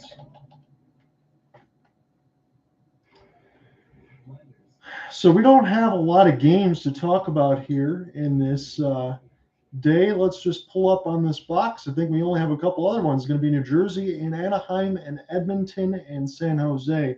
So hopefully tomorrow, in the sense of I was going to try to get a late game, whether it would be Edmonton and Vegas or New Jersey and the LA Kings, whether or not Cooper's going to be available on that side. What's your guys' take on the 2 games in the 10 and 10:30 Eastern side? Who wins those? Who do you like? I think Edmonton and Vegas is going to be a close one, in my opinion, though. So, in my viewpoint, I think the Oilers think they're out for blood. They need to get back going and stack up the win column, and no matter who they have in net, because Connor McDavid and Leon Draisaitl, they're wanting to do everything they possibly can to keep the Oilers afloat. And what I've been reading, Evander Kane's recovery in progress is going ahead of schedule, and he can return in time ahead of the All-Star break. So that can help the Oilers much needed for offensive presence ahead of the playoffs as they look to build off these wins and possibly move ahead of the standings. But for now, they need to get up the win column and beat out and find a way to solve Logan Thompson. Though McDavid, he's going to find a way, knowing that he is, in fact, indeed, Connor McDavid. So, Alec, to your point on that sense of it, did you know that Evander Kane is still top 10 in goal scoring there for the Edmonton Oilers? And he's missed all that time? Ever since that accidental wrist slice by Pat Maroon in that one game against Tampa. In fact, they have a rematch against each other on the 19th at 9 o'clock. Yeah, so I know Cooper and I have talked about this a lot in the sense of what you think about the Edmonton Oilers. We know about those point-heavy chasms in between McDavid and Draisaitl. We talked about it as far as what are you going to do when the off-season's coming, when you know you're going to have to pay both of the big boys.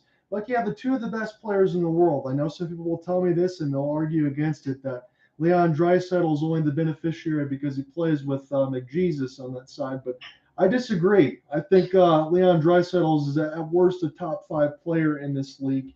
I understand you need some other pieces. RNH has been one of those guys that has kind of fit that bill, but he said it best, and I'll say it too. The Jack Campbell soup era, that's not going out so well right now for Edmonton. It can't just be Stuart Skinner. There is a lot of help that team needs. And even with that long contract with Darnell Nurse, if that doesn't end up working out, I honestly don't think the Edmonton Oilers have a lot of room to maneuver. And I said this during the last season. If Drew Doughty was available during the playoffs, I think they would have beat the Edmonton Oilers in that 7-game series. We got rid of Campbell. We didn't want him. We said, Edmonton, your problem. I'm so glad we did. But the big issue with the whole talking point that Draisaitl is only good because McDavid's there. Why aren't there 10 other Edmonton scorers in the top 20? Well, there you go. Right. That just destroys the whole argument. Draisaitl is good in his own right, which I think for not only for the Oilers, but for German hockey as a whole, who doesn't have too many big stars in the NHL. They've got a few, but they don't have a lot of depth. I think it's good. And Draisaitl, it's not even close between second and third in the scoring race. It's not even close. It would be close if he was just a McDavid setup. It would be closer between second and third in the scoring race if he was just a McDavid setup. It's not.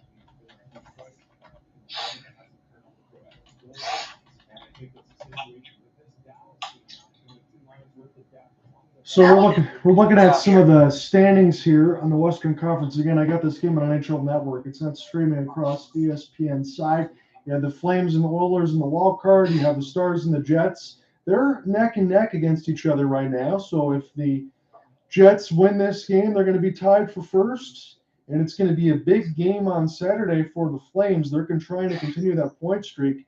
And Cooper, I'm sure I'll get a message from him if I'm wrong. I think it's like a 17, 18 game point streak for Calgary. As they're able to keep that going, it's going to be a big game against the Dallas Stars.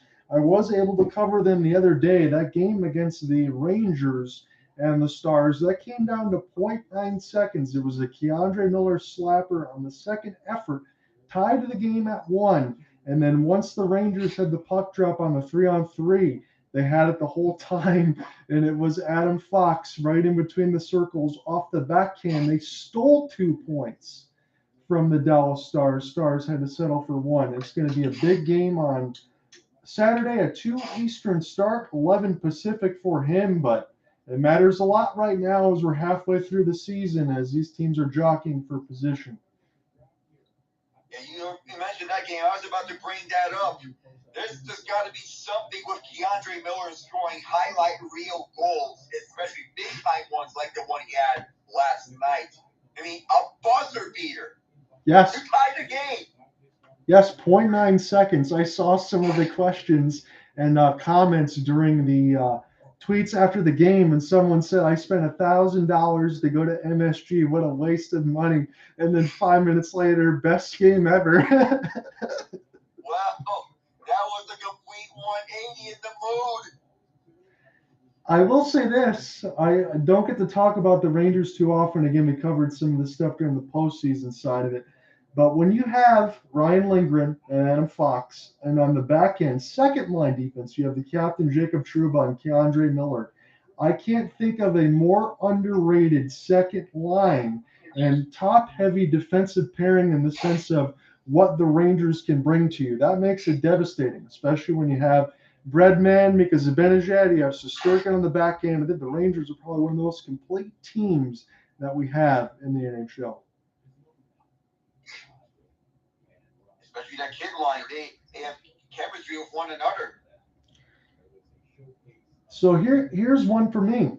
And again, I looked at this going into the stats the other day. I'll have to pull up in the story. Alexei Lafreniere, they're wondering what's going on with him over in New York. And let me pull up his story here really quickly. So he's played about 42 games, and he's only got like 19 points.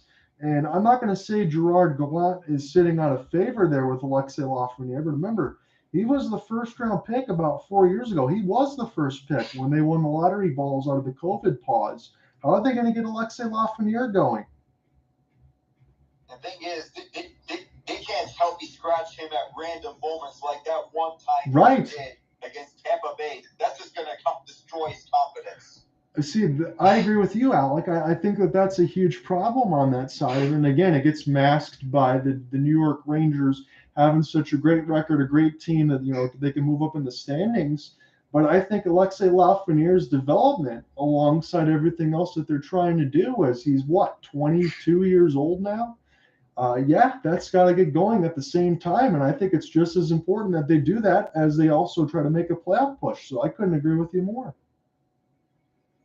Yeah, very much, especially that he has developed that chemistry with Phil Keto and Capo Taco. They went on a tear in last year's playoffs. So if they can get that same chemistry going on throughout the regular season or the rest of the season, then they can carry that on over to the playoffs and they can do some damage there. So let's take a little look. I'm going through the NHL standings right now. I got 68 points for the Bruins, they lead the Atlantic. 59 for the Hurricanes. I know Owen Redbox had mentioned that he thought maybe you'd like to see a little bit more push from them. I still say between 26, 9, and 7 and the emergence of Peter Kochetkov that they're doing just fine.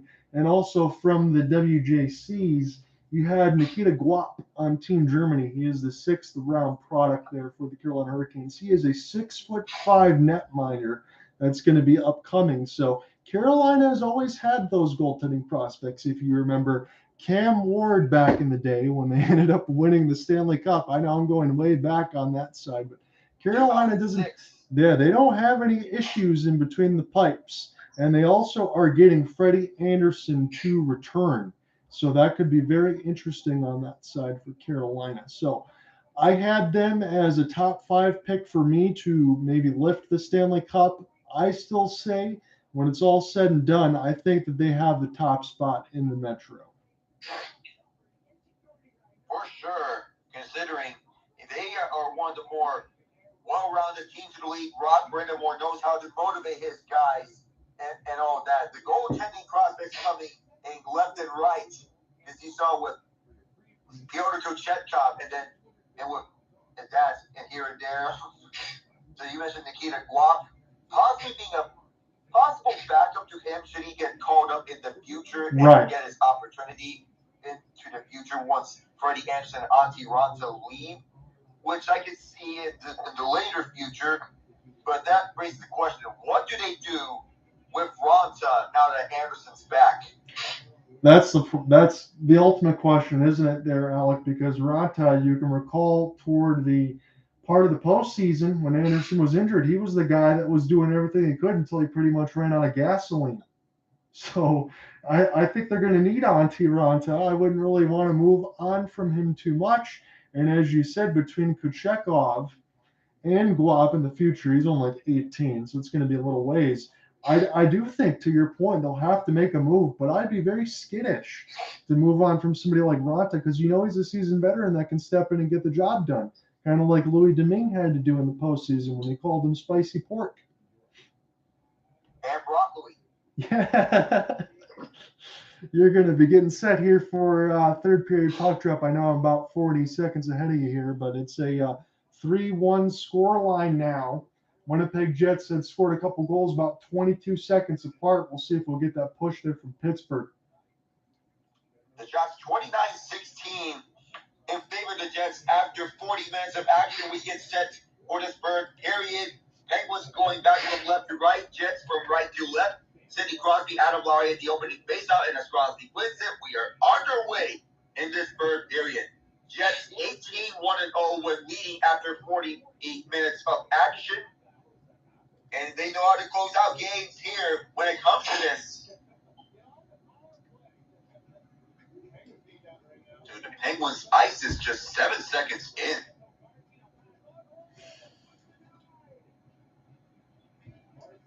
Have to take the faceoff all the way back to the right of Tokarski. So Lowry wins the faceoff. Morrissey winds up and fires wide. And Tokarski trying to cover this up. Goes down a snow angel. Onto left Coleman. Comes out back it in. Coleman trying to get this back. Wow. He's being blocked by Rust. Guentzel shoving him on the side. And it goes to no one. Coleman's so close to getting a goal there. He gets it back. He shoots it wide. 2 great chances for Carson Coleman. He could not finish both of them. It's down for Lowry. And all the way to the near side boards as Coleman focuses up forward. The Penguins trying to get just their second win after driven by 2. Oh, a strolling save by Tokarski. Coast to coast, he robs the Jets. Jeez. And on the other side around is Crosby, who leads this on around for Rakell. Back down low, intended for Crosby, just stick aside. And on the other side is Dubois up for Ehlers. On a 2-on-2 for the moment. It's shut down quickly, but on his other side is Kyle Connor. Connor being watched by Zucker, but down low goes back, and here's Connor. Just sends it on for Peon. High shot glove down by Tokarski, who will leave no rebound and cover. So I'm getting a couple looks there. Right off the doorstep, Snow Angel dropped his stick. Didn't have a chance to get back to go get it. Have to make another save diving across the ice. Tokarski again called upon. He's been handling his business in this game, Alec. Coleman had 2 great chances to bank that in. Could not convert on either one, and Tokarski still getting his head above the water here. 120 inches per year. Off the face-off, this goes wide. Up Tokarski. A quick chance by the Jets. as Ehlers hangs on, protecting from O'Connor. Did this go over to... Oh, never mind. I see the puck. I thought this went over to the stands for the moment, or possibly in the penalty box, but no, never mind. Behind the net comes the Penguins. Poked on out and racing to it is Dylan, and this is an icing. So now it is 19 chances to 8 as far as scoring opportunities, 31 shots to 16. Jets have a 3-1 lead. Again, a couple goals 22 seconds apart from Scheifele and Ehlers. That's what stands the test of time right now. Shot attempts 46 to 27 Jets. Both teams have 2 odd man rushes each, with 10 of the Jets shots coming from the slot, as opposed to 6 from the Penguins. Puck goes all the way over to the Penguins bench to get a face-off next.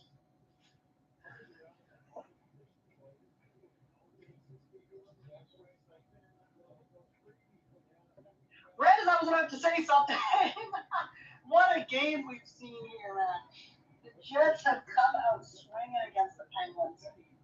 Couldn't ask for a better game on a Friday night. Could not ask for a better game than this. This is kept down low by the Jets, but Zucker got his stick on it, clears it out. Rakell could not get to it. Perfetti, the rookie for the Winnipeg Jets, sends this forward. Mark Friedman plays this out, but the Penguins' end goes all the way down. This is an icing, as apparently it was not touched by a body right in front.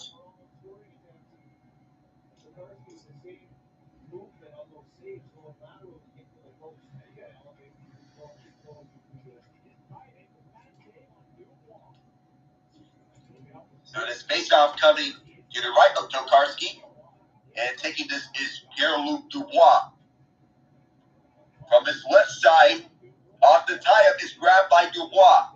Dubois tries to backhand tuck this, and is poked on out, but not cleared. DeMello off for Morrissey. Morrissey shoots, and that's why.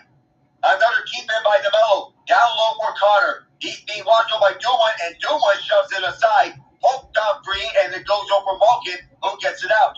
The re-entry by Dubois. Dubois drops it off, but couldn't find his intended man as Rakell moves this on over to the other side. Rakell, they drop pass for Malkin. Or Heinen, excuse me. Danton Heinen pokes this back. Here's Ty Smith on across.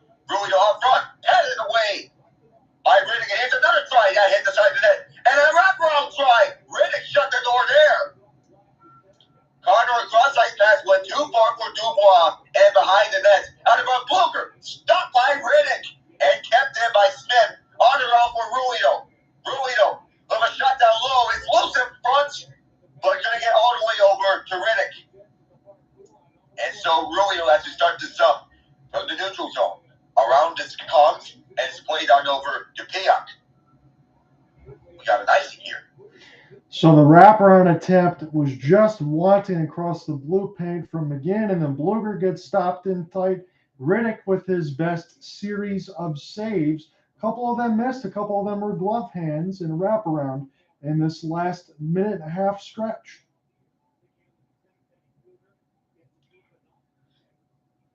Face off over to the Jets attacking end is won by them. Piak down low. Here's a long shot that goes wide, but it goes over Dylan. Dylan just sends this on over to the far side. Penguins trying to play this out. They pick it up. And it's Heinen with it. Just goes on around the red line. Dylan picks this up. Jeff take it across. Just gain the zone. And Tokarski will leave this behind for Ruda. Have to pass it out quickly so as to avoid a Jets player approaching him. And out comes Rust. 1-on-3.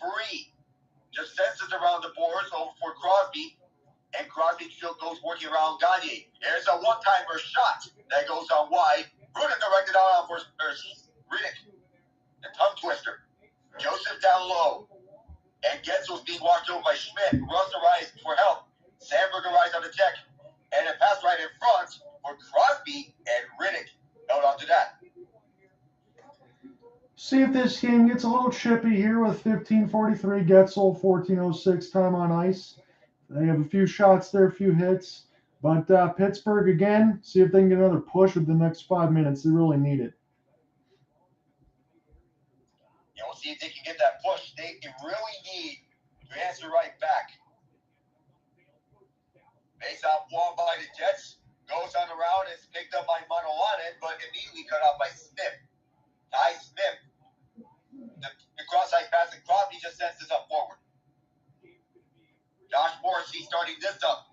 Up the near side, it bounced off with several bodies right in front. Tokarski way out of his crease. Just plays it into harm's way for Rakell, who gets it on across. Smith racing to it, beats out Lowry, and chops this out all the way over to Morrissey at the Winnipeg end. 15-10 left in regulation. Bryan Dubois controlling. Will hand this off for Malkin. Malkin tries to walk around Manolanen. Has to retreat to avoid Manolanen, but Malkin hangs on to that. Ruda just chips it up forward and bounced off the stick of Keon. It's Rakell with the chop pass that goes off the right pad of Riddick. Rakell tries to poke this on back, but immediately it's the Jets taking up possession with it. It's Mark Scheifele. Walks the red line, but poked on free by the Penguins. And we got a skirmish here between Jason Zucker and Brendan Dillon. Both of them have dropped the gloves. They're playing tug of war at each other. Zucker has his helmet knocked off. Dillon trying to get some rights on Zucker. Don't dropping each other's throats at each other. They're grabbing each other's arms now. The officials arrive to possibly intervene here. Zucker trying to approach the right, and down goes Zucker. We just called this in the sense of I was just throwing out there if this game was going to get a little physical, a little nasty. Good work there by Zucker. He did get a couple overhand rights before the takedown there for Brandon Dillon. And it's 5'9" against 6'5" on the other side. So I thought Zucker played it pretty damn well there. Possibly trying to get a spark in front for this Penguins team. Zucker was firing up the crowd. He certainly fired up his teams with the stick tap on that side. So I agree with you. We'll see if this can light a fire under Pittsburgh right now, because let's just face it. If we look at the shot board and we just say anyone who just dropped in a vacuum looked at this game, you're getting doubled up on the shot board 33-17. So something's got to change here, especially for the Jets. I keep saying it for a reason. They played off the back-to-back. They just seem to have more energy, and they're pushing Pittsburgh around. And in the sense of the back-end defense that they needed, you got Crosby and Malkin, and I don't ever remember you even calling their names in this game, Alec. Not much from them in this game. As Drew O'Connor is the only goal for the Penguins. So if they need to get back in this, Crosby and Malkin, they got to step up. Yeah. Yep. It's in the neutral zone. Advanced on by Rakell. Has to work around Pierre Luc Dubois. Rakell still hanging on to it. Gets knocked out by Dubois. Back up in his feet. But it's taken away by Schmidt. And on a 2-on-2 come the Jets. But Ehlers will just send this around the boards for Kyle O'Connor. Immediately tied up by Brock McGinn. Gets free of it, but Joseph has the puck. Goes over for Rakell. Just leaves it behind for Malkin. Who sends this back over for Rakell. Tries to go back for Malkin. But the Jets defender was in the way. Here's Rakell, a shot, stopped by Riddick. And immediately picking this up is Dubois. Or was that one of the other Jets? I think it was Ehlers. I'm getting a little tongue twisted here, as Dubois would just send this all the way over for Tokarski's stick. Ty Smith takes this up. Gets walked by Wheeler. Up for Kapanen. Gets very Kapanen, sends this in deep. Riddick almost ran into trouble there, but plays it out.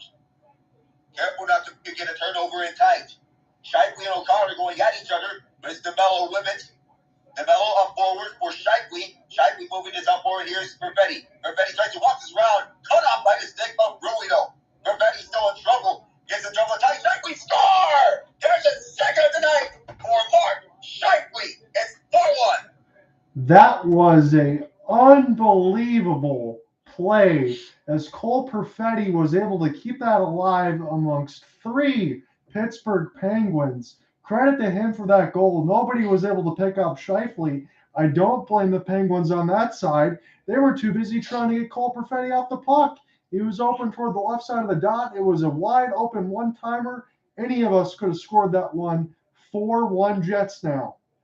And let's talk about Cole Perfetti. I mean, new to the NHL, performed extremely well in the World Juniors last year. I mean, he has been a setup man for the Jets this year. He's been so effective. up in the goal. I mean, there's just nothing bad to say about him and his debut for the Jets.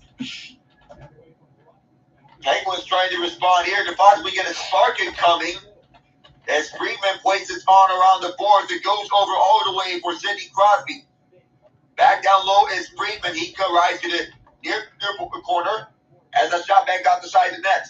Friedman getting this back. Now back it goes for Dumoulin. Went off the stick of Schmidt as he was looking for Guentzel. Guentzel tied up with Schmidt. The puck comes free and played by Wheeler, or Coleman, excuse me. And Manowanen with it now. Manowanen takes this up and just sends this all the way down off of Tokarski. Manowanen being tied up by Ruda and Ty Gagne rises a reinforcement.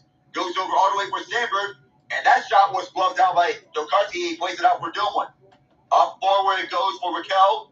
On the other side, the 7 people Rakell could not be banked in. Ruda keeping this down low. The puck is played with a high stick, but immediately waved off as the Penguins are in play. Ruda is tied up by Pionk. Penguins are in trouble, and they could not escape that trouble. It's turned over for Rickard Rakell. Here's Malkin with it. He keeps this in. Down low is Joseph. He watches, and Malkin takes a dive. Ruda, with Malkin down low, he finds him. Malkin goes to his forehand, and that shot wide. Rakell tied up by Stendler in tight. Penguins applying the pressure here in the offensive zone. Jets cannot keep it out. It's kept in by Rakell. Did that puck go offside? I thought that puck went offside, and they won't whistle it offside. Yeah, that was absolutely crazy over the previous sequences we talked about. So Scheifele got a pair of goals. And as you talk about Perfetti, he was one of those guys that the Winnipeg Jets hoped made the team going into the season. He's got 3 apples in this game, and nothing better than that last part of it where they set up Scheifele wide open. So now it's a 4-1 contest. And one of these situations, I know broadcaster curse or not, Mr. Alec Nava, I think this might be all she wrote. Pretty much by the pace of play as we're seeing here in Pittsburgh, just Winnipeg is just running away with this now. That energy, they've been saving this up, especially since it's on the second half of the back-to-back. Well, hell of a start last night against Buffalo. Well, no problem for them. Yeah, I think it's been a really good effort on that side because, look, you only have 18 shots against David Rittich. That's a check mark in the box. And if you're looking at the offhand, let's say you don't even watch this game. You have Tokarski 31 out of 35. How many of those are against Tokarski? I mean, that last one is an unstoppable shot. He couldn't even do anything about it. I'd say maybe only one of those are against Dustin Tokarski. So the 886 save percentage that it's sitting at right now, that does not speak volumes about the way that he's played in this game. He's been brilliant. And Scheifele, he banked that one in. No chance for Tokarski No. to stop that. The entire defense, they were focused on Perfetti on that last play. And the others that you mentioned, Tokarski was wrapped up in the middle of mayhem on that first goal by Winnipeg. Yeah, by Blake Wheeler, yes. I mean, there's no chance to make any of those saves. Yeah, as you mentioned, yeah. And that Ehlers goal, on the other hand, I think this is one that he might have to have back.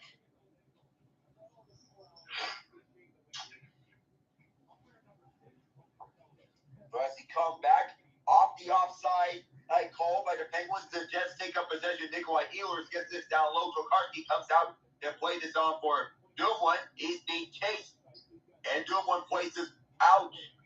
Goes over around the boards from far to near side. Bounced off the extension. Jets cannot clean it out.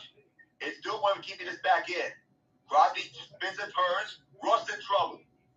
It's taken away by Ehlers. Ehlers cannot clear. Dumoulin has trouble with it, and the puck goes out. Connor mishandles it. Goes over to the Penguins. Back up moving. This is Smith. Banks it off the stick of Rittich and goes high into the netting. So I get to cheat and look at the upcoming schedule. As you said, Alec, it's the Hurricanes next off the back-to-back, but the next 3, the Ducks, the Sens, and the Sens. I know the Sens can score some goals there with Stützle and Brady Tkachuk, but those are ones that the Pittsburgh Penguins got to get, assuming that they can't beat Carolina tomorrow. And who knows if they'll have the energy to play tomorrow, because Right. back-to-backs, they are no easy task, no matter who or how strong the opponent they're facing is. No, they're not. And that's despite the Jets making it look easy tonight. That pass banked off the stick of Brock McGinn as it goes over Neil Pionk, and Nate Schmidt works this up. One off of Scheifele, and both he and Ruda are pursuing after it. Ruda trying to stick this on the side, and it goes over Malkin. On behind is Joseph, and bounced off a Jet player right in front. Fluffed down by Wheeler, he plays this right at the edge of the Jet zone. Just sends this on back for Pionk, and on across is Schmidt. Up forward this goes, and working this up is Perfetti, but he overskated it. And it's Brock McGinn gaining the zone. Drops it back for Malkin. Looks for room. Here's another drop pass. Ruido working around Lowry. The feed right in front. Cut off by Lowry. Rakell trying to keep this in. He does momentarily, though Morrissey has possession, gets it up for DeMello, and then Manawatis chops this forward. Chad Ruido working this on around, and it's Ty Smith, and went off the high glove of a Jet player. No whistle as Jeff Carter just sends this forward. No icing as it's waved off. Both teams going after it. Adam Lowry, the son of Dave Lowry, was an assistant with the Seattle Kraken. He's chopped on around. It's Nate Schmidt. On behind is Dylan DeMello. The puck is still loose. Now picked up by Stenlund. Both teams going after it, and it goes over for Gagne. Gagne just whips this out and racing after this. Friedman beats out one of the attacking Jets, and it goes on over for Kapanen, and racing after it is O'Connor, and he levels Pionk right in the air corner as it's picked up by Sandberg now. Sandberg on the cross with 9 minutes left in regulation. Bryan doing one spinning and turning. Has to avoid Axel Jonsson Dialbi. Sidney Crosby on around. It goes over for Friedman. And now Jake Guentzel gains his own. Drops it back for Russ. Russ fires it off the right side of Riddick. And it goes over high into the mesh. It's a little over halfway now left to go in this contest. And all I want to see there, Alec, regardless of what the result's going to be, is a push from Pittsburgh. I've been saying that throughout this broadcast. Whether or not they got to sell out toward the last few minutes, I think you want to do something, because I know what's going to end up happening. That Carolina game is going to be tough, whether it's going to be Freddie Anderson coming back off injury, maybe Kochekov or whatever else. You just want to see that push if you're a Pittsburgh fan and make this a little bit more respectable than it is tonight, because the Jets are a good team, but the Penguins, to me, they didn't bring the effort that you think that they could, even regardless of the defensive injuries that we've talked about. I want them to see a little bit more effort tonight. No, I think this game's more or less locked up now. If this is how they're going to show against the Jets, yeah, you have to wonder tomorrow night, no rest. Carolina, best team in the Metro. But we have those types of games there, Alec, on that side. I mean, I've covered my own team. I'll tell you this. I've covered 4 Red Wings games, and they're 0-3-1. So I never have a chance to watch my team win. But just like you, like I said, we want to watch them against good teams. That's why I joined you here tonight. So I thank you for bringing me along this Friday night, bringing the color side. It happens. But again, this is not indicative to me of the way the Pittsburgh Penguins play. I think they will definitely bounce back, but this back-to-back is going to be tough. That was a good hit on the other side by Ruda on Neil Pionk, though. He definitely made him eat his lunch toward the right side of the boards. Trying to spark up some physicality for these Penguins, and what has been not an ideal showing for them in this game as Jason Zucker leveling Neil Pionk at the near corner at the Jets' defensive end. Yeah, Zucker had that fight earlier, trying to spark this crowd up. All that led you was a Jets goal.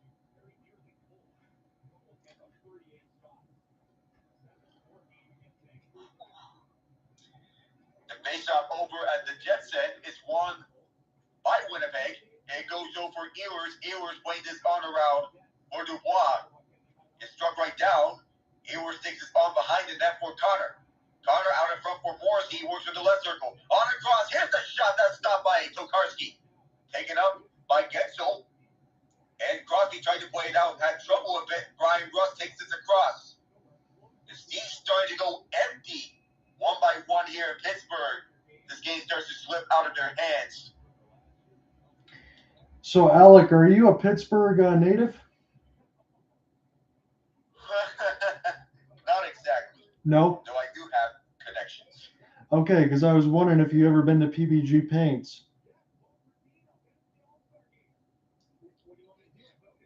And we got an icing against the Jets here. Look at this. This shirt that says vote for Gino and this guy wearing the wig. He's got the Napoleon Dynamite. Yeah, the Penguins trying to get Evgeni Malkin to the All-Star game. As here's a quick shot that sailed up high and over the net. Jets trying to go for a breakout pass, but it goes too far and Joseph takes it up. Just gives this back for Pierre. Tokarski tried to slow it down, could not, as is held in by the near boards by Wheeler. Scheifele in trouble. Gets watched by Joseph and Zucker. Just tries to poke it free, but it goes over Perfetti. Perfetti out in front for Scheifele looking for the hat trick. And Tokarski closes the door. The puck is loose. Taken up by Scheifele. Scheifele lost it for Ruda. Ruda on over Zucker. And Zucker over. It goes to Evgeni Malkin. Malkin sends it on around. And there is something going on here as the puck went up high. I think it went to the stands. Yeah, David Riddick couldn't get this across from the players' bench. David Riddick, he's not going to be serving the minors. Somebody from the Jets is going to have to take his place. It's a 2-minute power play for the Pittsburgh Penguins. Well, just an unfortunate break for the Jets there. So we'll see if this is bounced off of somebody. No, it is not. And for someone who caught that puck, you get a free souvenir. Yes, you do. What's interesting for me there, Alec, on that side is the man that has 3 assists is the one that's going to be serving the delay of game penalty. That's very interesting to me, considering how well he's played. That Cole Perfetti is going to serve that minor. And interesting indeed once you brought Perfetti, possibly someone who's under the radar Right. in the Calder Trophy rankings. Yeah, you have 3 assists. Go sit in the box. Come on, Bowness, make up your mind. So Tokarski was looked at the bench for repairs on his helmet. And he's set to get back in action. The Penguins win the faceoff. Right after is Ty Smith. Over to the left. Sidney Crosby there. Out behind. Bryan runs it out and getting Malkin has it. Right circle. Back for Smith. Smith looks, shoots, and that hit a player right in front. That was Guentzel that took the hit. Smith with possession for the point. Smith is being watched, and it goes over to the left for Rakell. And now down low is Smith. Back for Malkin. Nothing doing there. And the Jets just cleared this all the way down. Might have hit an official before it went over for Tokarski. Ty Smith starting this up. Just drops his back. Here's Evgeni Malkin. Moving this forward. Malkin tries to walk the line. Gets stymied on it tight. And it's shot right all the way down. Carson Coleman taking this up short-handed. Gets surrounded by 3 Penguins and picking this up now is Smith. Couldn't connect with Guentzel. So Crosby has to go all the way back and we get the changes in power play and penalty killing units. Joseph with it. Quarterbacking the second unit up for Kasperi Kapanen. With the primary assist on Drew O'Connor's goal. Carter drops his back. Here is Joseph walking the point. To the left with Zucker and now Joseph. Back for Kapanen. Kapanen drops his back. Here is Joseph. On to the left for Zucker. Zucker almost lost an edge, but safely plays it around. It goes for Kapanen. Kapanen just drops it back for Joseph and now Zucker. Zucker shoots it. That's stopped by Riddick. Gets cleared out. 20 left on his power play. Tokarski has to stay in front off that red line to avoid the way of game penalty against the Penguins, and he does so as it's played on around by Pierre. At the other side, Russ keeps it down low and chopped all the way down to run out the rest of this power play. 5:10 left in regulation. It's Brian Dubois working this up forward as he's being watched by Kyle Connor. It goes all the way down for David Riddick. Wait on around. Penguins trying to keep keep this in is Teddy Bluger getting worked over by Nate Schmidt, but this puck goes out of play with 4:59 left to go. I'm not saying this to bring insult to injury or anything else like that, but that power play, I was a little bit upset about the way that the Pittsburgh Penguins tried to attack that. Yes, they moved it around the horn. They got in between the circles, but they didn't look very opportunistic and confident as far as the chances that they wanted to make. They didn't really have an opportunity to test David Rittich with that puck possession. They couldn't get the shots on net. Would have liked to see them do better. For a team that once had one of the best power plays in the league, to Yes. back those Stanley Cup winning days, this looks certainly like the opposite of what we expected to see. Yeah, I mean, I understand what the points that have been made throughout the broadcast about the longevity of Evgeni Malkin and Sidney Crosby, but when you have them spearlining a power play, regardless of Kris Letang is not there, that should still be enough. But I guess to your point, in Red Box, Owen, and same thing in the sense of it, when you don't have Kris Letang on that back end to be a power play quarterback, they certainly seem to miss him on that specific sequence. That in general, I could tell. Something that has to be pointed out. So we got about 4:59 left to go in this third. It's at least one goal per period for the Jets, 1, 2, and 1. Just one for the Penguins, courtesy of O'Connor from a great play from Kapanen. I mean, that was a sparkling one. But ever since then, it's just been a game that's been a little bit one-sided as you get a long look of Malkin and Crosby on the box. You certainly don't see those type of faces. Those long stares. Yes. They realize that they're not doing well and being blanked off the score sheet. So you have good nights, you have okay nights, and then you have these nights. And again, as we get back into the action here, let Alec take over. It's not something I'll write home about. I understand how good the Jets are. I'll expect a better effort there from the Penguins going forward. But that Carolina game will be tough. But the two Sens games and everything else after that, that's certainly, you got to get those points and knock it down. Very much so. We'll see what the future holds as we see the seats emptying on here in Pittsburgh. Some fans are getting out there to go back home and to think about what could have been had it not been for the Dolphins kicking a game-winning field goal for the last playoff spots over the AFC playoffs. Set to begin tomorrow night with the Jacksonville Jaguars and LA Chargers.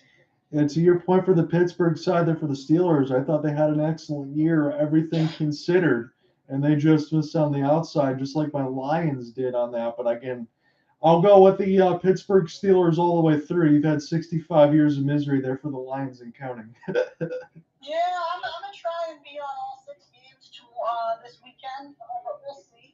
Wait, no, I can't do. Well, I can't do Monday. Who cares? It's Brady gonna get demolished by the Cowboys. But the first 5, I will definitely be on, probably the lower with Matt Sirianni. That'll be fun. You're doing an insane run, calling 4 games throughout this wild card weekend run. Both games tomorrow and the Sunday game and the Monday game. One Sunday games. I think it's the Bengals one, if I remember. Mm-hmm. Probably. And that one, of course, now we know there's no Lamar. That's going to be a huge flop. So. I'm thinking of doing the Vikings and Giants one. Yeah, that'll be good. I'd hop on for that if they don't. If they do that, everyone will probably go there, so they'll probably just all hang out over there. But yeah, that will be a good game. I think the Giants are underrated in this one. Yeah, very underrated indeed. So we got time winding down here at the final 3:30 of regulation as Neil Pionk just sets this up. So not a lot of action in the closing stages of this third period. So looking through these NFL previews to run this on some timeout, 3:15 left to go. Just chopped right back in by the Penguins, looking to get a spark. Not much there. And the Ravens game just got a lot less interesting since Lamar Jackson is still recovering from his injury. Did Crosby just get smoked by Pionk? Did I see that through the left side boards? I think you're ahead of me there. So yes. Yes. So as Guentzel and Josh Morrissey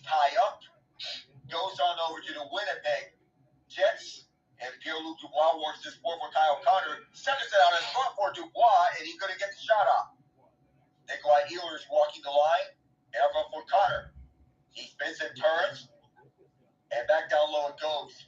For Dubois, but it goes over for Connor. And now Sandberg.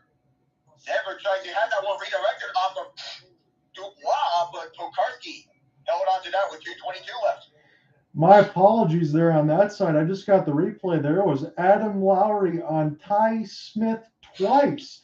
I saw Crosby disappear to the left side boards. Ty Smith was the one that took the hit a couple of times that allowed Crosby to try to get in on net. Some big collisions. And Adam Lowry, he is familiar with big collisions, a big physical presence at Yes. 6'5", 210. So that last face-off won by the Penguins moved on around to Jason Zucker, played right back by the Jets, but it goes right over to Zucker. Zucker on back for Evgeni Malkin, just places on a cross for Joseph. Down low, he looks for Zucker, but instantly cut off by Pierre.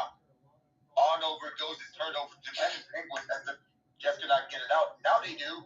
Wheeler up forward, and moving this is Scheifele.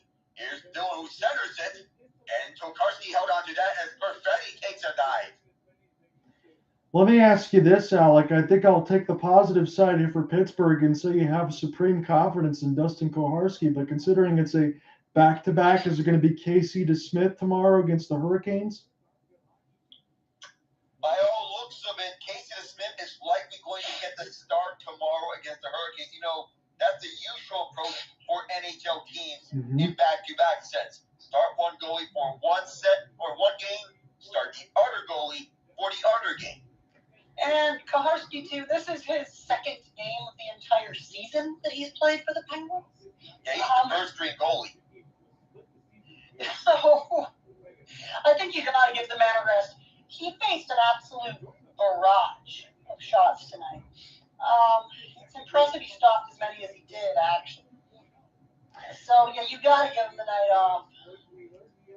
I only threw that out there because, again, that's about as much as you could ask for Koharski. I thought he's been brilliant in this game. The 4 goals against, I would say maybe at most one of them might be against him, but I think even that is being unkind. Yeah, I would not put the blame on Tokarski entirely for this game because base stats can be very misleading. Yes. We come down to the final minute of this game as the Penguins chip this up forward. I gotta wonder how Casey DeSmith is gonna perform tomorrow night against the Hurricanes. You know, that game's gonna be right by my neighborhood. That's going to be interesting to see because sometimes the Hurricanes can be one of those teams that can get you about 50-something shots on goal. Wasn't that UC Saros performance where he stole one and they had about 60-something shots? Yeah, right. So hopefully Casey DeSmith isn't seeing pucks in his nightmares tonight when he's going to have to take the crease tomorrow. I gotta wonder. Because UC Saros had a Jake Ottinger Game 7 type performance that one night. He certainly did. And that was incredible. 64 saves on 67 shots, spoiling Max Pacioretty's season debut. Yeah, Max Pacioretty's been decent since he's come back from the injury too. Wasn't that an ACL tear? So he's got his points in as many games as he's played. So Carolina just is going to continue to get better. They moved him up to Sebastian Aho and Seth Jarvis's line as Table Turbine gets bumped down to Jesperi Kotkaniemi and Stefan Nason's line as Turbine gets fulfilling of the points production line as much as he is used to in the past. Pacioretty still looking as sharp as ever in the goal-scoring department. 2 goals against the Columbus Blue Jackets, but that was spoiled by Kirill Marchenko's hat trick. And with that, we come to a close here in Pittsburgh. 4-1 Jets is the final score here at PPG Pace Arena. The Jets continue rolling and piling up the win column. Yeah, thank you for bringing me on this broadcast, riding some color out there. Great call as always, Alec. It was a game that we know that's been a little bit one-sided. It was on NHL Network today. But again, Dustin Tokarski in his second game in as a third-string goalie, as Alec said, I thought he was phenomenal in this game. It's business as usual for Rick Bowness' squad and the Winnipeg Jets as they look superlative, even off of back-to-back. Impressive effort. Very impressive. I got to tip my hat to the Jets here.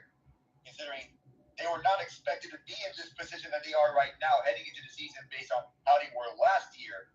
Because last year they were expected to be in the playoffs. This year, not so much. Yeah, it'd be one of those times as we get ready to close out the broadcast here where all it really need is a coaching change and some personnel changes. You don't need to make a bunch of changes on your roster when you already have a bunch of all-star type players and you got a second year with Pierre Luc Dubois coming over there from the Blue Jackets, getting everything squared away. So the Jets look good. And again, that's one of the times I'll mention, don't make too many changes if you don't have to. And that's why the Jets are now 28-14-1. Pittsburgh will fall to 21-14-6 on the season as they're still holding on to the second wild card in the East. So I don't know if I'm going to do the Bruins and Maple Leafs tomorrow, but I'm still prepping up for the Vikings-Giants game, which I think I will be calling in all likelihood. So probably I might want to rest up my voice, but who knows? Bruins and Leafs is going to be a good one. Well, regardless of what you do, you guys have fun with all that stuff. I think I'm going to have a late hockey game myself. Maybe Cooper Robbins will join me, maybe or not. Or then it'll just be next week assignment for me with some hockey games. So hopefully soon, Alec, we'll get to work together again because this was fun. Good job tonight. Thanks, John. We'll see you. This has been a presentation of the NHL on Twitter Spaces. I am Alec Nava, alongside John Ott and Owen Redbox Market. We wish you good night. Night, everybody.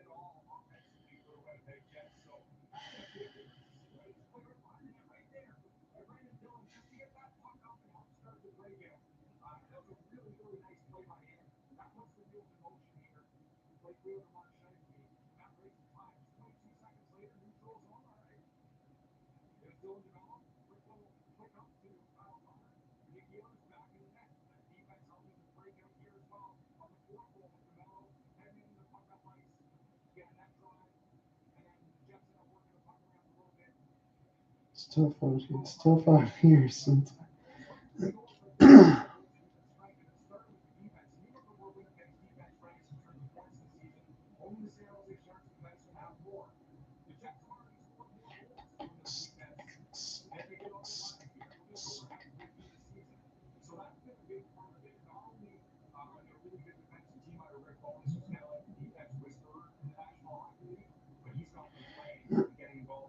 It's tough out here.